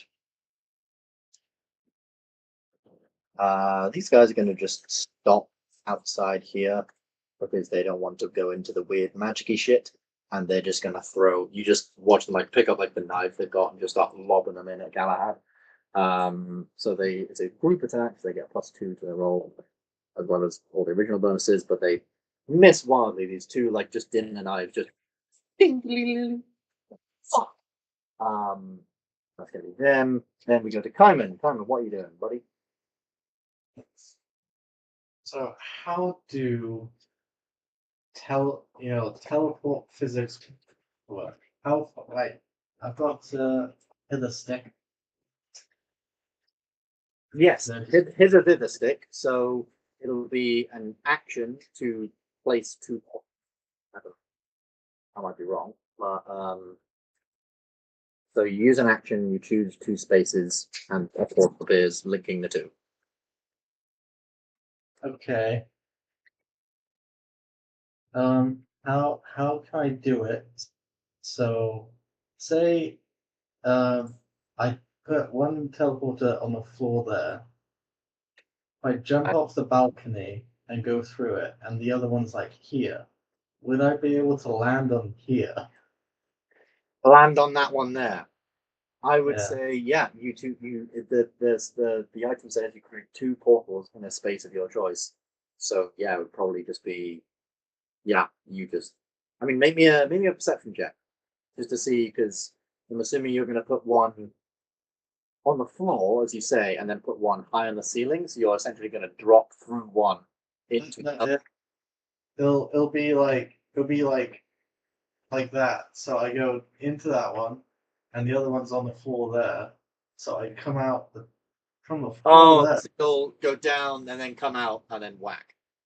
Yeah. Right, okay.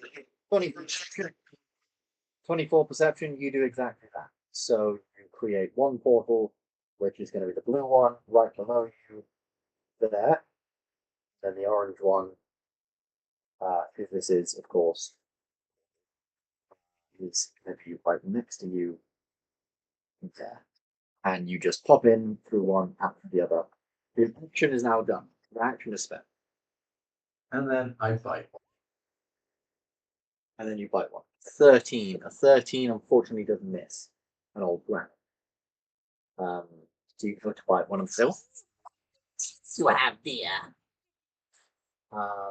really creepy. But nice. You're now next to it, and that portal just remains there. So anyone else who wants to use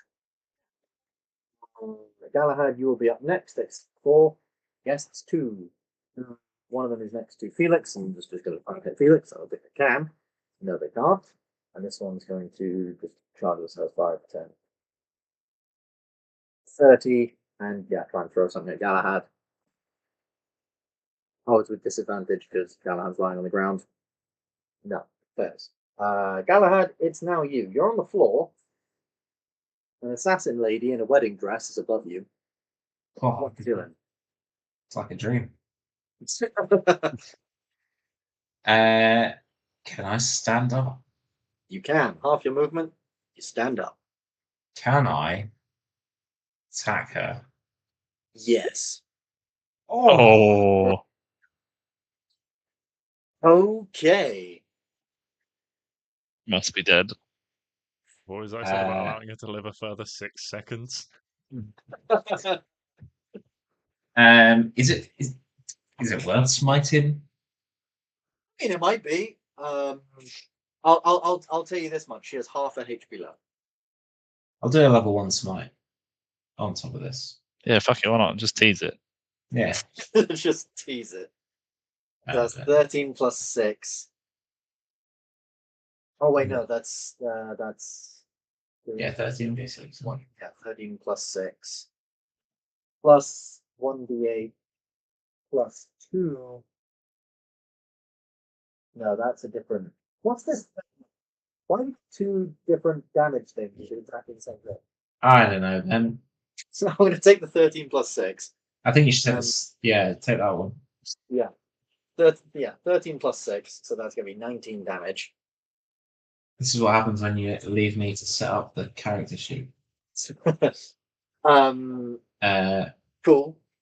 And then smite level 1 is how many Ds? 2d8. 2d8. So that's 4d8. So roll that again because you're smiting. That's 23. And then because you're a paladin, you also get 1d8, just 1d8 radiant damage every time you hit a creature, which you haven't been doing, but I've just remembered paladins is plus 3. Yeah, so how does Galahad kill a bride? Does she have a veil on or anything like that? Oh, yeah, full veil, everything. There's a trail behind her. It's beautiful. Oh, it's lovely, is it? Oh, that's really nice. Really pretty. That's that. Oh, lovely. I like to think he just takes her head clean off, and then her head bounces down the stairs and gets all bundled up in the veil. Lovely, yeah. So her head just like tumbles down the veil. There's like now like a red streak flowing down the veil. Her body like waits for the head to fall fully down the veil before the body just collapses. And there's this horrifying, just wailing cry from the 3 sisters. Why does this keep happening? They scream out. Nice. So that's her first attack. Right, and then I'll step forward. Uh-huh. And I'll attack this guy on the left. But just one of them. Don't actually put yourself inside the square. Oh, I'll put you there. Yeah. 19 hits, and he goes down. Cleaving rules? What does that mean? Yeah, you could have cleaving rolls. yeah, definitely, for sure. The roll to hit again. As if it's in doubt. Yeah. To be fair, I don't think you can't not hit them unless you roll an actual one. Yeah, unless you roll a 1. But you never know. The 1's always there somewhere. So yeah, that's them 2 dead. So like this body drops to the ground, and then you just come up and just slice between the 2 of these guys whose jaws just drop at the beheading of this woman. You just come up, slice the both of them in one foul swoop. They both just get taken down completely. We move back to the top of the round the map is for how many people there were before. There's suddenly a lot less individuals. But 2 sisters. Cool. So Felix 2 My Continues boy. to melt. continues to melt as he just turns to snow. So I suppose it would be Fenric. And Fenric, why is that circle still there? It's just chilling there. As a constant reminder of death. He's going to begin moving up with his bodyguard 5, 10, 15, 20, 25, 30 over here. And you can see he just pulls out these like small throwing knives, and now that he's actually in range of someone to use them, he just begins throwing those 2 at Kaiman. That's an 18 plus 9 is a 27 to hit Kaiman. That hits. And a miss. So you're going to take not very much damage. 7 points of piercing damage. Half to 3. For you, that's not what he's mainly good at.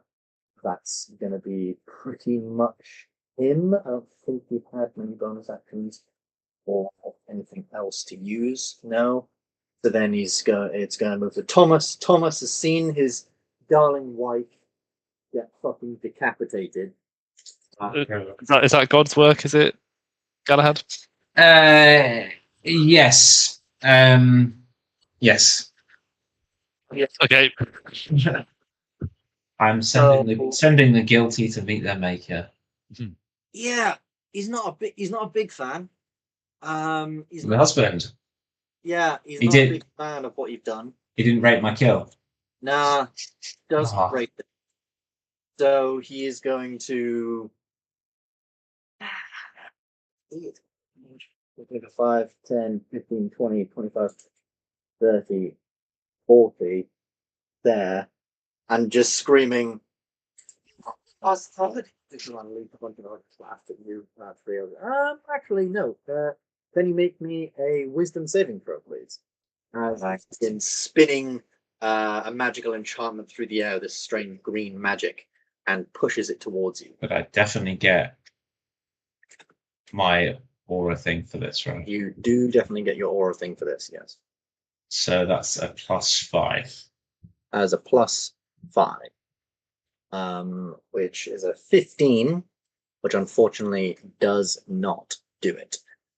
So you are held, you are paralyzed, as he casts Hold Monster on you. So I'm not a monster. Oh, did you see what you just did? True. Maybe I am the real monster here. And I believe by becoming incapacitated, you lose concentration on spells. Am I right, JJ? I don't think you do. You're only incapacitated. You're not unconscious. I can still think. Okay, I'm not 100% certain. It's I'll one of those say right- things that I always get because there are so many sort of different conditions, and they say this condition also see that condition. Well, for now, we're going to say no. You're fine. Your thing still holds I'll up. have a quick double check Uh, for you. But you are currently concentrating on a spell and held. That's going to be his turn. Then who comes after him? It's going to be Count Rodar. And now that the big paladin is held, he is going to use all of his movement, well, not all of his movement, but most of his movement to get up here. With save, exceeds of his save. And he just sort of comes up to you while you're like paralyzed. He just comes up very, very close and goes, "I've always wondered what paladin tastes." And he comes up, and as undead do, he's going to try and bite your neck. He has advantage. Yeah, it's a 27 to hit. As he's going to the blood-sucking vampire. Multi-attack, 3 attacks, only one of which can be a bite attack. So make the bite attacks 1d6 +4, but it's a critical hit because you're paralyzed. 3 + 1. Oh. I have advantage on, not that this necessarily will make any difference. I have an advantage on saving throws against being paralyzed or stunned. You do. Does the 17 change anything? 17 unfortunately doesn't change anything. Okay. The DC, I'll tell you now, the DC is 18. Ah, fine. Well, Checked it, Ben. You lose concentration if you are incapacitated or if you die. There we go. Doesn't really matter too much because he passed that save, but whatever. So the first attack, 4 + 5 is 9. You take 9 points piercing damage. And then he's going, and then you get your blood sucked for 7, 9, 13.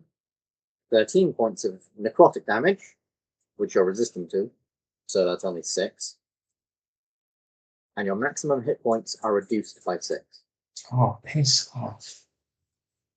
And then he's just going to make 2 unarmed strikes at you while you're paralyzed. That one actually misses, weirdly. Can't quite get through your armor, but that's a 19 plus. You doing those as crits, Ben? Yeah. Yeah. So that's going to be 1d. That's 2 plus 6. That's 8 plus 5. That's 8. 5 is 13. That's 13 points of bludgeoning damage, and you are grappled. So you can't move, but you're also paralyzed, so that doesn't really make a difference. Cool. Rough. Right. um, that's him done. We then go to Felix 1, or just Felix now, I suppose. Just Felix. Felix is going to take the attack of opportunity. Actually, hang on. 1, 2, 3, 4. Yeah, take the attack of opportunity and go 5, 10, 15, 20, 25. Ooh, that is actually at 21 on the attack of opportunity. Yeah, that'll hit. You take 3 points of damage. Oh no, I am in so much pain. He's mad, so he is going to cast a green flame blade on the green hag, No. which always gets me with a spell. No, that's just the damage. So I need to roll to hit first. 16, that might not hit. Is their AC, yes. So they take. So the first one takes 12 damage plus the hand axe damage for 10. But because I'm now a 14th level Bladesinger, I can add my intelligence modifier to my damage as well. So that's actually 15 plus 12. Okay. She's dead. For 27. Cool. Then I'm going to. So that was 5, 10, 15, 20, 25. 5, 10, 15, 20, 25, 30, 35. And I'm going to make an attack against this one. It's a 28 to hit. 28 definitely hits, yes. So that's 10 damage. 10 damage? She's also dead. So how do you see Felix running up and just murking So he runs up and he slides. Well, he's really low anyway, but he slides low and he just chops through one at the knee, and uses that strike to just it follows through and just smacks it into the second one, and then when she doubles over from being hit, she comes down and takes the head off the second one, and she's doubled over. Very cool. Very, very nice. And he then watches I now. bonus action to pick up a load of gear from Felix too. Yeah, that's fair. You just go through the snow. I'm sorry, buddy. I'm sorry. I will make you again. Felix 3 will be more powerful than ever. But as all three of them are now dead, you see each of the bodies just begin to turn to vegetative mold, just mold and gunk, as they just slowly move into the ground. Cool. That's then done. And more people off the initiative. We then go to. Oh, that they would actually have been their turn next. So we go to Griffin. What are you doing? Right. There's a portal here, isn't there? I'm gonna have a think about what you're doing next. Yes, there's a portal there. Yeah. So can I go up and hop into it?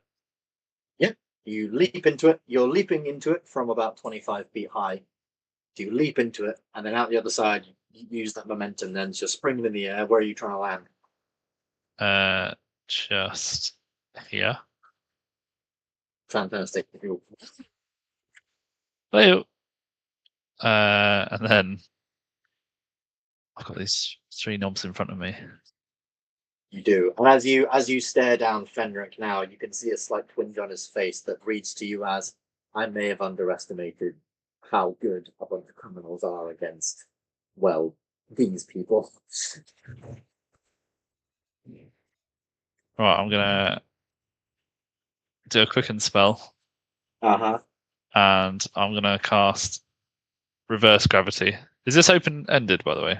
There's no roof in here. It is a huge. So Yeah. that's some of the grandest halls in Britain when you go out for dinner. There's the ceiling is 60 plus feet high. I'm probably gonna say 90 feet tall. Oh, so it's not a balcony that opens out into the sky. No, unfortunately not. How tall is it? 90 feet. Oh no, sorry. Yes, I used a very very different map than the one I originally was going to. Yes, it is balcony. As you can see at the top, it is a balcony. Apologize. Okay. Reverse gravity then. Reverse gravity. So it's a 50-foot radius, 100-foot high cylinder, essentially on a point within range. So I'd obviously do that to just do these 3 here. Okay. Let me read the rest of it. All creatures and objects that aren't somehow anchored to the ground in the area fall upward and reach the top of the area when you cast a spell. A creature can make a dexterity saving throw to grab onto a fixed object it can reach, thus avoiding the fall. If some solid object, such as the ceiling, is encountered, that we're not, so that's fine. I'm going to say that If there is no top to the bit, then they just stay floating, basically. I'm going to say what happens is 2 of them, so Fenric and the blue guy, can make a save to try and grab the carpet. They'll still go up a little, but not up to the full amount because carpet. So what's the DC that save they need to make? It's 18. I got it wrong on the previous one. 18. So Fenric succeeds, but the blue guy fails.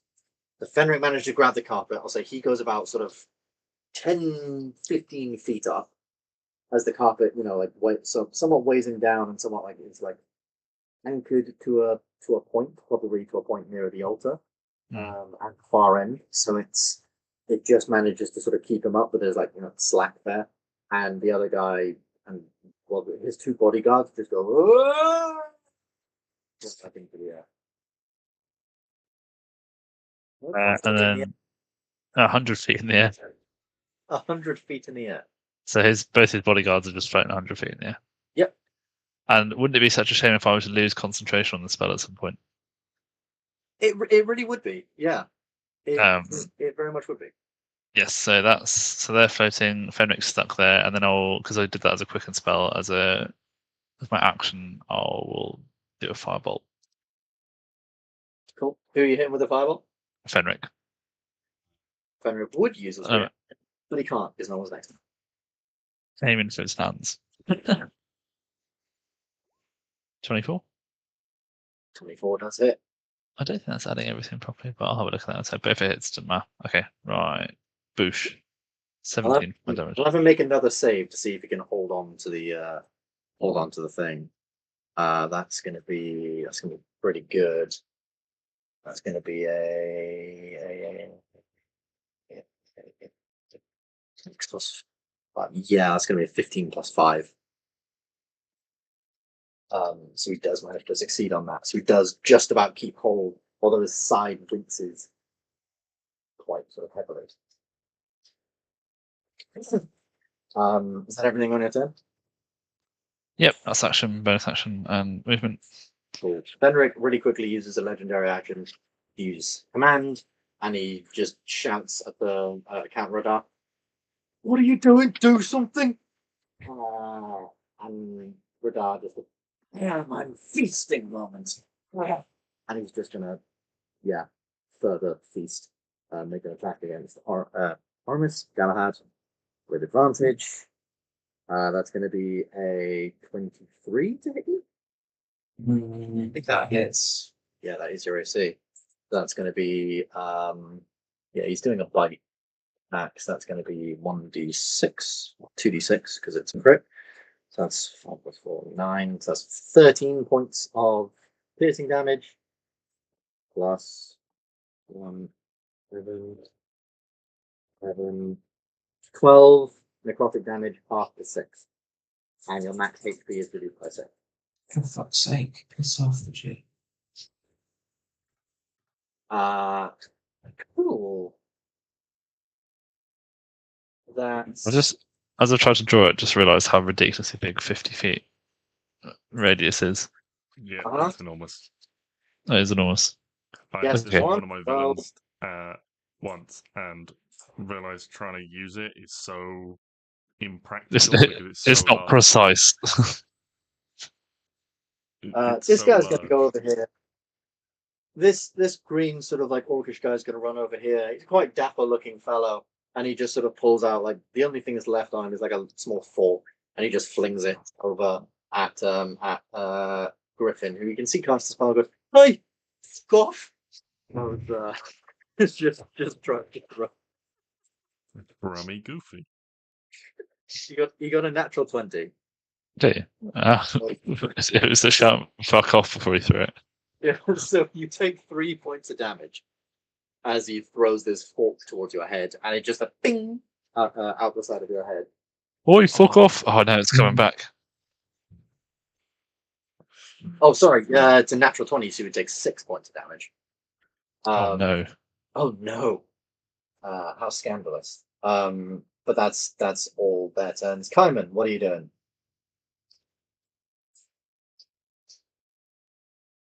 I guess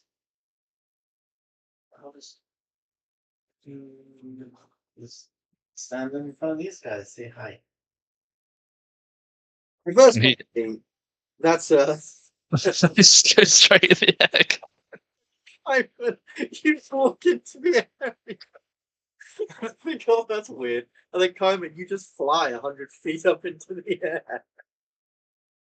And as you go up, you're met by these two big, like, brawler bodyguard dudes. And they're just like, you have any idea what's going on here? Oh, we're fine. Can I grab the little guy? The body guy? Oh, you like gonna try and grab him and pull him up to the top with you? Yeah.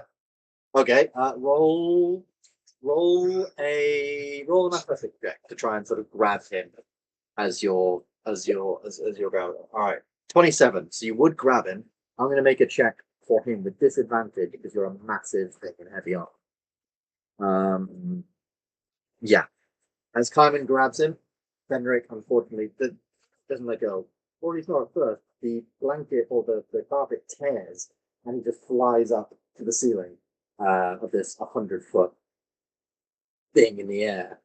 This 100-foot reverse gravity. So now Kaiman, Fenric, and his two bodyguards are 100 feet up in the air. This is not how I pictured this game, but I'm enjoying it a lot. Okay, everyone stop. I drop the man. I will use him to help me land. I will use him like a mat. Cool.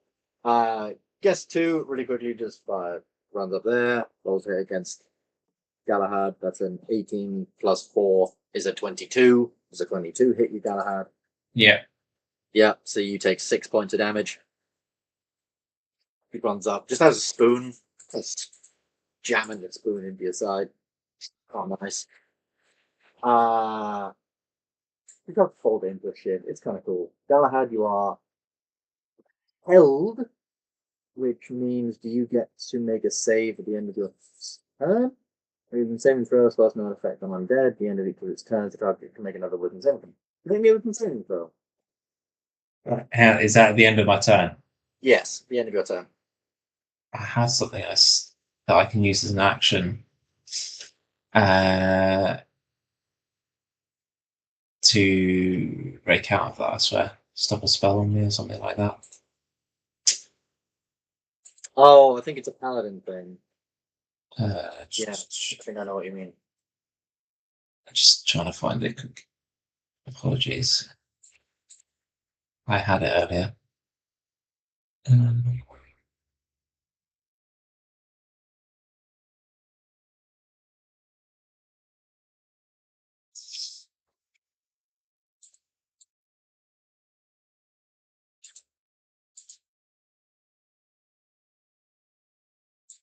Cleansing touch. Yeah, cleansing touch. Beginning of 14th level, you can use your action to end one spell on yourself or on a willing creature that you touch. Yeah. Yeah, I suppose that would work. Yeah, so you use your action. You're no longer. That's fucking powerful. Jesus Christ. Yeah, you are no longer paralyzed. Can I now action surge? There we go. Alrighty. Acting surge. This vampire needs to get off me. Does. So God's Reign attack. Send him to the Shadow Realm, Nick. 21. That's it. That also comes with a whole bunch of other stuff because he's a vampire. He's undead, so you get the 3d10 extra damage from Godsbane. 14 plus 3 of them. Is that enough to kill him, or shall I add a smite? That's not enough to kill him. I'll add a smite, second level. Is it 3d8? Extra one, don't you? 48, yeah. 48, because he's undead. 48. Oh, that's a bit rubbish. Plus 1d8, because every time you hit a creature, you get 1d8 damage. 8. Nicely done. He's still alive. Oh, fuck. Jesus. It's a meaty hit. You suddenly like appear, and he's like, "No, you shouldn't be. What's good? You were." And you shook, and the blade, as you hit him, just erupts in light as you slash down on his undead creature. Literally, the entire point of what it's made for. Actually, no, this one's made for killing guards, so never mind. Yeah, that's your first attack. Oh, sorry, that was just an attack, not that. That was damage, not an attack. Oh, 30. A 30 does hit. Surprise, surprise. Is it? Has an 18 damage plus. How many was it? 3d8. 3d10. Sorry, 3d10. 17. 18 plus 17. Nice. Yeah. Now he's fucking gonzo. Good. How does Galahad kill the infamous Count Rodar? Just slice down on him and kind of cuts through the better part of his torso from his shoulder down. Nice. Gets cut down, kick him off the blade, and as the blade is like covered in blood, there's just a brief flash of light, and all the blood is just like expelled from it. Like it just like. Yes. Is that everything on your turn? Do you know what? I think it might be. I'm guessing I can't. Yeah, that's good. Cool. Back to Fenric. Fenric's way up in the air, and just sort of. Oh no! Griffin, all right, son. You've proved your worth. Come on, let's talk like gentlemen, eh? No need to fall back on our base instincts here. What do you say? Put us down, yeah? It's radio silence in return. Fair enough. He's just going to hold an attack, but I don't think it's going to be worth it. Thomas is going to realize that the vampire, the three sisters, and basically nearly everyone else at the ball has been, or this wedding, has been murked. But his wife did get killed by Galahad. So, yeah, I think he's just going to keep Eldritch Blast and Galahad from down here. Except he gets on a table for a bit of a better shot. Stop just screaming. Ah! That's a miss. That one will hit. And that one will hit as well. So that's 2 hits. 5 plus 3 plus 2 is 10. Plus 10, that's 20 points of force damage on you, Galahad. As 2 Eldritch Blasts just hit your shoulders. But otherwise, you're good. We then move to Felix. Doing anything? Yes. So Felix is going to first take a shot. He's going to pull back out the pistol and take a shot at Thomas. 30 to hit. 30 definitely hits. It's 13 damage. 13 damage. Nice. He's then going to take a shot at the one on the balcony. 26 to hit. Through the eyes, he's gone. 11 damage. I'm then going to action surge, spin around. I'm going to step up next to Griffin. I'm going to bonus action, empower empower my pistol so the crystal light starts to grow even brighter, and then I'm going to hold my action and wait until someone falls, and then I'm going to shoot them when they get in range. Sounds good. Sounds very, very good. Griffin, this is down to you. You're holding Clyman, Fenric, and 2 of his goons in the air. What are you doing? I'm gonna shout up, Simon! Tuck and roll, and I'll cancel my reverse gravity. Cancel reverse gravity, and So all 4 of them fall. yeah, all 4 of them begin falling. Let's say all 4 of them fall. All 4 of them fall at the same rate. So you get your choice. Felix, who you aiming at? I'm going to go for Fenric in the middle. Fenric in the middle. All right, roll to hit against Fenric. That's a 17. 17. Where's Fenric's AC? That does just hit. Now, a question for the group: do you think in midair Fenric could use his reaction to pull one of the others in front of him? He does have Oh, if they're within 5 feet, yeah, I think so. Oh, How far is he falling? He's falling 100 feet. Yeah, How long would it take to fall 100 feet? not very long. But I'm imagining a case where he's seeing Felix line up. I mean, Felix is there ready, about Yes. to shoot. You're just like watching and waiting, so he can probably react Yes. to the Yeah, potential takes- incoming shot beforehand. It takes 2.49 seconds to fall 100 feet, which is less than a round. it is less than a round, but this is a reaction. All right, fine. A reaction. So okay, he's gonna use his reaction, protect me, dumbass, and pull one of the bodyguards in front of him. Pull the blue one in front of him. Out of Okay. shot. Let me pose you a question, Ben. While falling, can you realistically make a dexterity saving throw? No. With disadvantage. Okay, can all of them, Kleiman, including you, make a DC 15 dexterity saving throw? So the one that gets hit takes 15 force damage. I rolled And- 6 saving throws. None of them got above a 10. And everyone else takes 7 force damage. So As the this one that shot gets hit. goes off, and there's like a little shockwave of energy from this empowered shot. Oh, so the one who gets hit takes how much? Sorry. The one who gets hit takes 15 Yeah, from the shot. and then every 7. Yeah. Cool.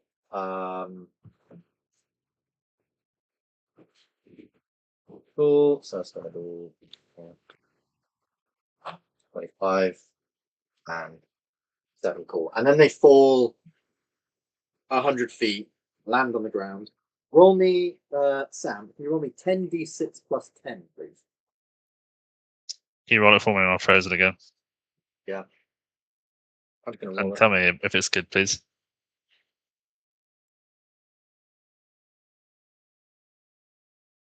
Ten d6 plus 10. 51. 51. That is pretty good. That is in fact pretty good. You got 4 6s in there. Sorry, Carmen. The Kaiman, you take 51, but yours is halved, 25, because it's non-magical bludgeoning damage.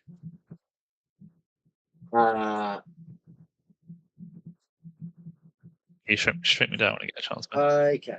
Cheers, thank you. Everyone falls. Fenric, roll. Fenric falls, land on his ankle, and you can just hear this very loud snap. The other 2 land just on their heads. One of them with 51 damage, he's gone. Actually, with 51 damage, they're gone. They both just land face first, and there's just a splat of blood underneath it.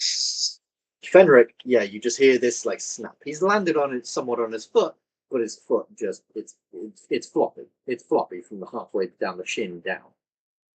And I'm gonna say we're gonna come out of initiative as Oh wait, well, yes, because the 2 minions are clearly realizing that the situation is not theirs. They put their hands up, drop their stuff, and go, "Whoa, hey there, mate! Let's not do anything stupid." Thomas is just screaming, crying, but he's also not an idiot and doesn't realize that everybody around him has died. And Fenric is on the floor, and he sort of gets to his knees, tries to sort of pull himself up, and he puts a hand on his. It's not do this, you. What? You know me, you know. I might be a man of foul deeds, but I'm good on my word. I'll give you my word. I can make you the richest man in all of Ambyr. You just let me out of here. Me and you, we can sod off all these fucks. Come on, you were always a good one, Griff. I didn't cause you one. There was just play talk. They went after you. I had them killed. You know I did. Come on. We don't have to do this. Come on, bud. And he's just sort of on his hands and knees in front of you. I'll say, it's your turn. Everyone else, you can do what you like. Griffin, what do you do? So I'll use, after I cancel that, I'll just walk up to him there, let him do his little speech, and I'll just say, "You lost any negotiating power the moment you ordered those men to kill me," and I'm gonna fucking wail on him with a 19. What a wail! 19 does definitely hit. Okay. I'm going to say whatever this is, he's got his hands up, no weapons, he's not defending himself. This is a crit if I've ever seen one. Well, thank you for saying that, Ben, because I'm going to add some smites onto that. We'll roll it up. 4th level's 5d8, isn't it? Yeah. Which is the max you can do. Yeah. It'll be 10d8. It'll be 10. Oh boys, crisps. Just Christmas. 60. Oh my god. 60 points of damage. There. Jesus Christ. Four Also, eights, don't two. uh, That's roll me surprisingly symmetrical. 4 8s, 2 4s, a 4, a 3, a 6, and a 7. roll me another d8 for your axe. Like, the first axe hit, because it's a crit, so. Oh yeah, alright, if you insist.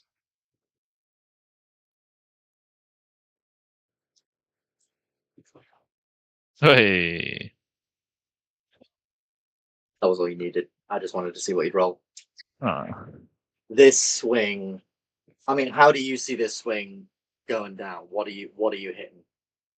I was straight in like the neck in between the shoulder and the head, just like straight in there. Yeah. And just deep as well, like proper lodged it in. Like I had to use my foot to get it out again. Yeah. Use your foot, you pick back, the blade sort of sears out, and Fenric, head of the Dowie, drops dead around you. The people playing the violin and everything suddenly stop.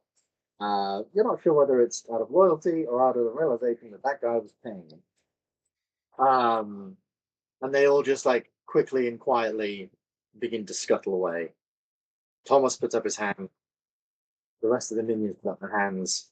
And bursting in from outside, Hera comes in and says, "Well, we those guys out there are taking care." Oh my god, this is okay. Okay, looks like you guys put some work in here. And he's gone. He's gone. We did it. We did it. Over the next. We? Well, there's going to be some cleanup left to do, which I'm assuming you're not going to be around for. This is a collective effort, ladies and gentlemen. Over the next week, there is a purge of Dowie influence in the city. As Hera is reclaimed as the captain of the guard, and as I said, there's just this purge of Dowie influence to the point where a bunch of like the last of the Dowie try and get on a ship to leave, to try and leave Ambyr for good, and the ship is caught just outside the bay of Drake's Port. The Dowie are very, very quickly, most, if not all, of their influence is wiped out very, very quickly, and Lord Jeremiah Arrow is elected as the new lord of the city. Arrow family has once again reclaimed their position upon the city of Drakeport. He is put through many, he immediately begins putting through lots of stuff, to try and tackle crime and rebuild the city, and he begins reaching out to the capital, because the city's so far away from the capital, there's a lot of work to be done. But as you leave Drakeport, Griffin, whether you leave now or leave later, you know that you've lived and you've made a definite change in the city. With that, we bring this brief little story to a close. With the Dowie done. There's a video game, that little that thing that just be crossed off the list. And you'd hear a little in the corner just be objective complete. Dowie destroyed. Bomb squad forever. And with that, we'll call the session there. Thank you very, very much, gentlemen. I hope you enjoyed a bit more of a fanatical, chaotic combat. I just thought it'd be fun to just let you guys do what you do best and whack at some stuff I've wanted to throw at you, and whack at some stuff that I thought would be quite fun. Yeah. Hope you all enjoyed.